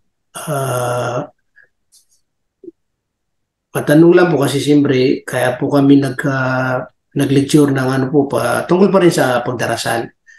Kasi dapat ang aming binabasa lagi ay yung ano po tinatawag na pamamaraan ng pagdadarasal. Ito po nakikita natin kasi yun po ang ating ano po pinakapaksa kaso lang walang dumating. Si Ani, kayo po ba ay bago rin? Ani, hindi ko ito po alam kung bago siya o si Sister Ani kasi itong mga ano, si Soledad, si Asma, si Rochelle, si Edin, lahat po ito ano, bago sa kanila si Edin kaso lang nakapag-exam pa rin. Kasi ang pinaka-purpose ko yung hindi pa ako kabisadong mga binibikas kasi sinasanay natin po sila. Paano nila mabikas ng tama? Pag nakapagbasa sila ng tama, isa sa ulo nila. Pag nasa ulo nila yun, unti-unti i-reset po nila sa atin para malaman po kung meron silang natutunan o wala pa. Si Sister Ani po, kayo po ba matagal na nag-Muslim o bago rin?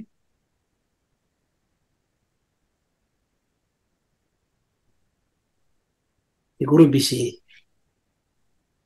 Okay.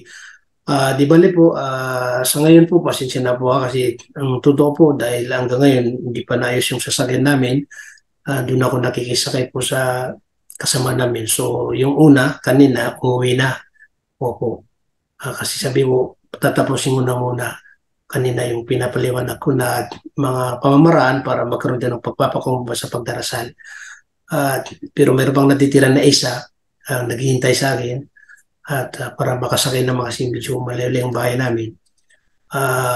Opo, di bali po mga siguro isang linggo baka matapos yung sasakyan po namin pinapaayos kasi nakabangga po tayo. Alhamdulillah wala namang nangyari na yung sasakyan lang nasira. Opo, at yung nabanggaan ko wala namang nangyari sa kanila. Mayroon ding nasira ng kunti sa kanilang sasakyan pero yung sa akin ang medyo malaki-laki. So inshallah po sa susunod magpapangako po ako na kukumplete po yung oras. Dapat 2:30 po tayo hinto kasi siyempre yun ang oras po natin. Kaso lang hinintay niya ako dahil uwi na sila kaya para po makasakay sa kanila. Opo. Maraming salamat po. Inulit ko sa mga sister na umatin ngayon kasi kung wala po kayo siguro baka kanina pa in-stop ko dahil para sumama ko dun sa unang umalis na kasama ko. So dahil nandiyan kayo, kaya tinapos ko muna yung aking idinagdag na kumbaga paksa patungkol sa mga pagpapakumbaba sa pagdadarasal. Opo. Okay, so hanggang dito po lamang dahil hindi po nagsasalita si Ani, kaya sana po itanggapin niya Allah subhanahu wa ta'ala ating oras at ating mapakinabangan dito sa mundo, igitsalat sa kabilang buhay. At iniling natin din sa Allah na mapabilang din sa mga taong tatanggapin po ng Allah subhanahu wa ta'ala sa kanyang paraiso. Amin. Okay po, hanggang dito po lamang. Jazakumullah khairan. Wassalamualaikum warahmatullahi wabarakatuh. Jazakumullah khairan. Waalaikumsalam warahmatullahi wabarakatuh. Ustad, may Opo. tanong ako pero hindi sa topic, saglit lang to. Sige, kasi inintila tayo. Ustad, ibadah fil lisan, Okay. lakin laysa zikir. Ano po yung tamang sagot dyan? Kumbaga, ano din, ulitin mo, al-ibad, al-lisan. Ibadah fil lisan, Ang lakin pagsamba, laysa zikir. lisan dikar. Ano daw sabi niya, yung pagsamba na sa dila ay hindi daw maituturing na pag-aalala sa dakilang lumikha. Aywa. Anong tamang sagot doon, Ustad? Hindi naman katanungan yun. Anong tanong doon? Hindi naman katanungan yun. Hindi. Anong ibada na yun na sinasabi ng dila pero hindi siya kabilang sa pag-alaala sa Allah. Yun ang ano doon, yun ang Yun ang gusto tanong niya. doon. Yun ang gusto Opo, niya mangyari. Opo, ibada daw. Fil lisan, pagsamba na na dila na hindi naman. Ng dila na hindi ka hanay ng pag-alala sa Allah. Meron pa ba yun? Ng mga Ngayon, Ate Rochelle, Ate Soledad. babanggitin ng dila na tapos hindi masasabi na dikar? Opo, Ustad, assignment namin yan, kaya pakitulungan kami, please. Ano po ba? Pero sinagot na siya, Ustad, ng teacher kasi nagtanong ako sa ama ko. Ang sabi ng ama ko, ang pagbabasa ng Quran is ibada. Pag-alaala sa Allah at ibada. Yun, ang pagdua ay ibada, pag-alaala na rin sa Allah. Pero sabi ng ama ko, pwedeng isagot yung dua kasi hindi siya ganun sa pag-alaala sa Allah, pero ibada siya. Ngayon, ang ng teacher is tilawati Quran daw po. Di ba nga ang pagbabasa ng Quran ay number 1 sa pag-alaala sa Allah? Maraming nabanggit na ang pagbabasa ay kabilang sa tinatawag na dhikr. Dhikr yan. Kaya ang pagbabasa sa Quran ay talagang isa rin po yan sa mga dakilang pagdidikar sa dakilang lumikha. Kasi oras na binabasa mong Quran, bakit? Di ba naalala mong tagapaglikha? Kaya paano masasabi na hindi dikar yan? Na hindi kabilang sa Kaya nga po nakakalugaw ng kaperasong utak. Paano mo mababanggit na hindi dikar? Hindi po pwedeng hindi dikar ang Quran. Kasi ang Quran, subhanallah, isa rin yan sa malaking dakilang pagdidikar sa Allah subhanahu wa ta'ala. Sa bagay, kasi siyempre siyang guru niyo, siya pa rin ang masusunod. Yung pero dua, hindi ako nakamove on, Ustad. Siguro mga 2 weeks na. 2 weeks tama na po. yun.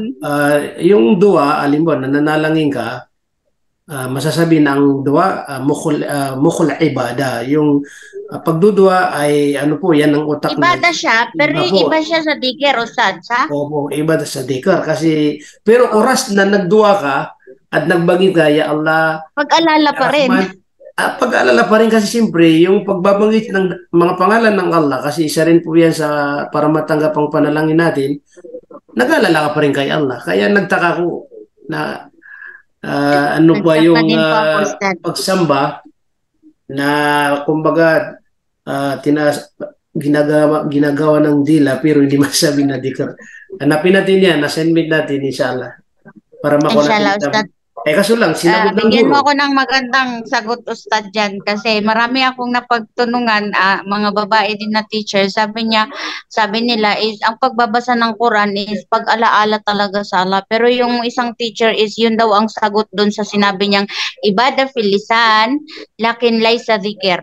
Tilawati Quran daw po ang sagot. Hindi na po ako nagkaroon ako ng palaisipan at hindi na maalis sa isip ko na bakit hindi siya kasama sa pag-alaala sa Allah ang pagbabasa ng Quran. Yun nga yung pag nag-google ka, pang number 1 yun, nalalabas sa Google.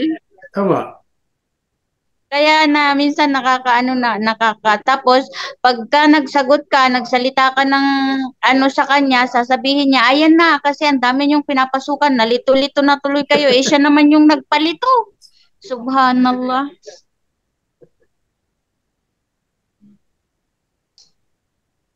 Pero ano pa rin, magpapakaba pa rin kayo sa guru ni Diyan kasi siyempre, Kasi teacher siya, ustad, tapos kami estudyante, kaya alipin niya kami.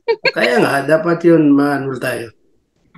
Ibigay So, Ustad, wala pa rin pala kami karapatan kahit na itatama namin yun. Ustad. Ipaglaban ng karapatan. May karapatan pa rin kasi siyempre, kapag ang isang tao ay hindi tumatanggap sa kamalian niya, ay hindi magandang katangian po yun. Hindi talaga, Ustad. Ikaw pa yung sisisihin. Sisisihin pa yung mga sinasalihan at nalito daw. Ang linaw-linaw po ng ano na hindi pwedeng isagot yung pagbabasa ng Quran at ang pagbabasa ng Quran ay malinaw na pag-alaala sa Allah. Tapos ikaw pa yung sisihin. Ang sabi po ng mga scholar, subhanallah. Ang sabi po, fayaqulu ibtida'u innal qira'atil Qur'anu min dhikrillah. Na kung saan sa pagsisimula sa pagbabasa ng Quran ay pangunahing dhikrullah. Ibig sabihin, pag-alala sa Allah subhanahu wa ta'ala. Okay. Wa dhakara Allah ta'ala nawa'in. Meron ding binanggit na dalawang kung saan pag-aalala. Na una, yung sinasabi na pag-aalala na kasi meron ding nag-aalala na binabasa, binabanggit ang tila. Isa rin yun. Upo na. Katulad ng pagbabasa kasi may nagbabasa ba ng Quran, hindi niya binabanggit ang dila niya? Baka mayroon na stand. Ewan ko, baka naano lang siya, nakatunga nga tapos nag-isip na siya. Diba? Astagfirullah. Pangalawa, sabi niya, may pag-aalala rin na kung saan hindi ka magbabanggit pero hindi yung Quran. O di kaya yung nagbabanggit ka, nasa isip mo lamang. So masasabi pa rin na, dikir pa rin yun. Isamantalang Quran, wala na isa sa atin na pag nagbasa ng Quran, ay hindi na ginagalaw ang kanya. Hindi ko maintindihan tuloy. Tapos, Kung na-Ustad, kung hindi niya gamit yung dila, mata niya. Yun lang pala yun. Okay po, kasi hinintay ako ng kasama ko po dahil wala po tayong sasakyan. Sa susunod po, baka bukas hindi ko na makukomplete yung oras dahil dapat alas 2 sumalis sila para makasakay ako sa kanila. Yun lang ako naglito. Sige po, jazakumullah khairan. Naway tanggapin po ni Allah ang ating mga jazakallahu khairan, Ustad.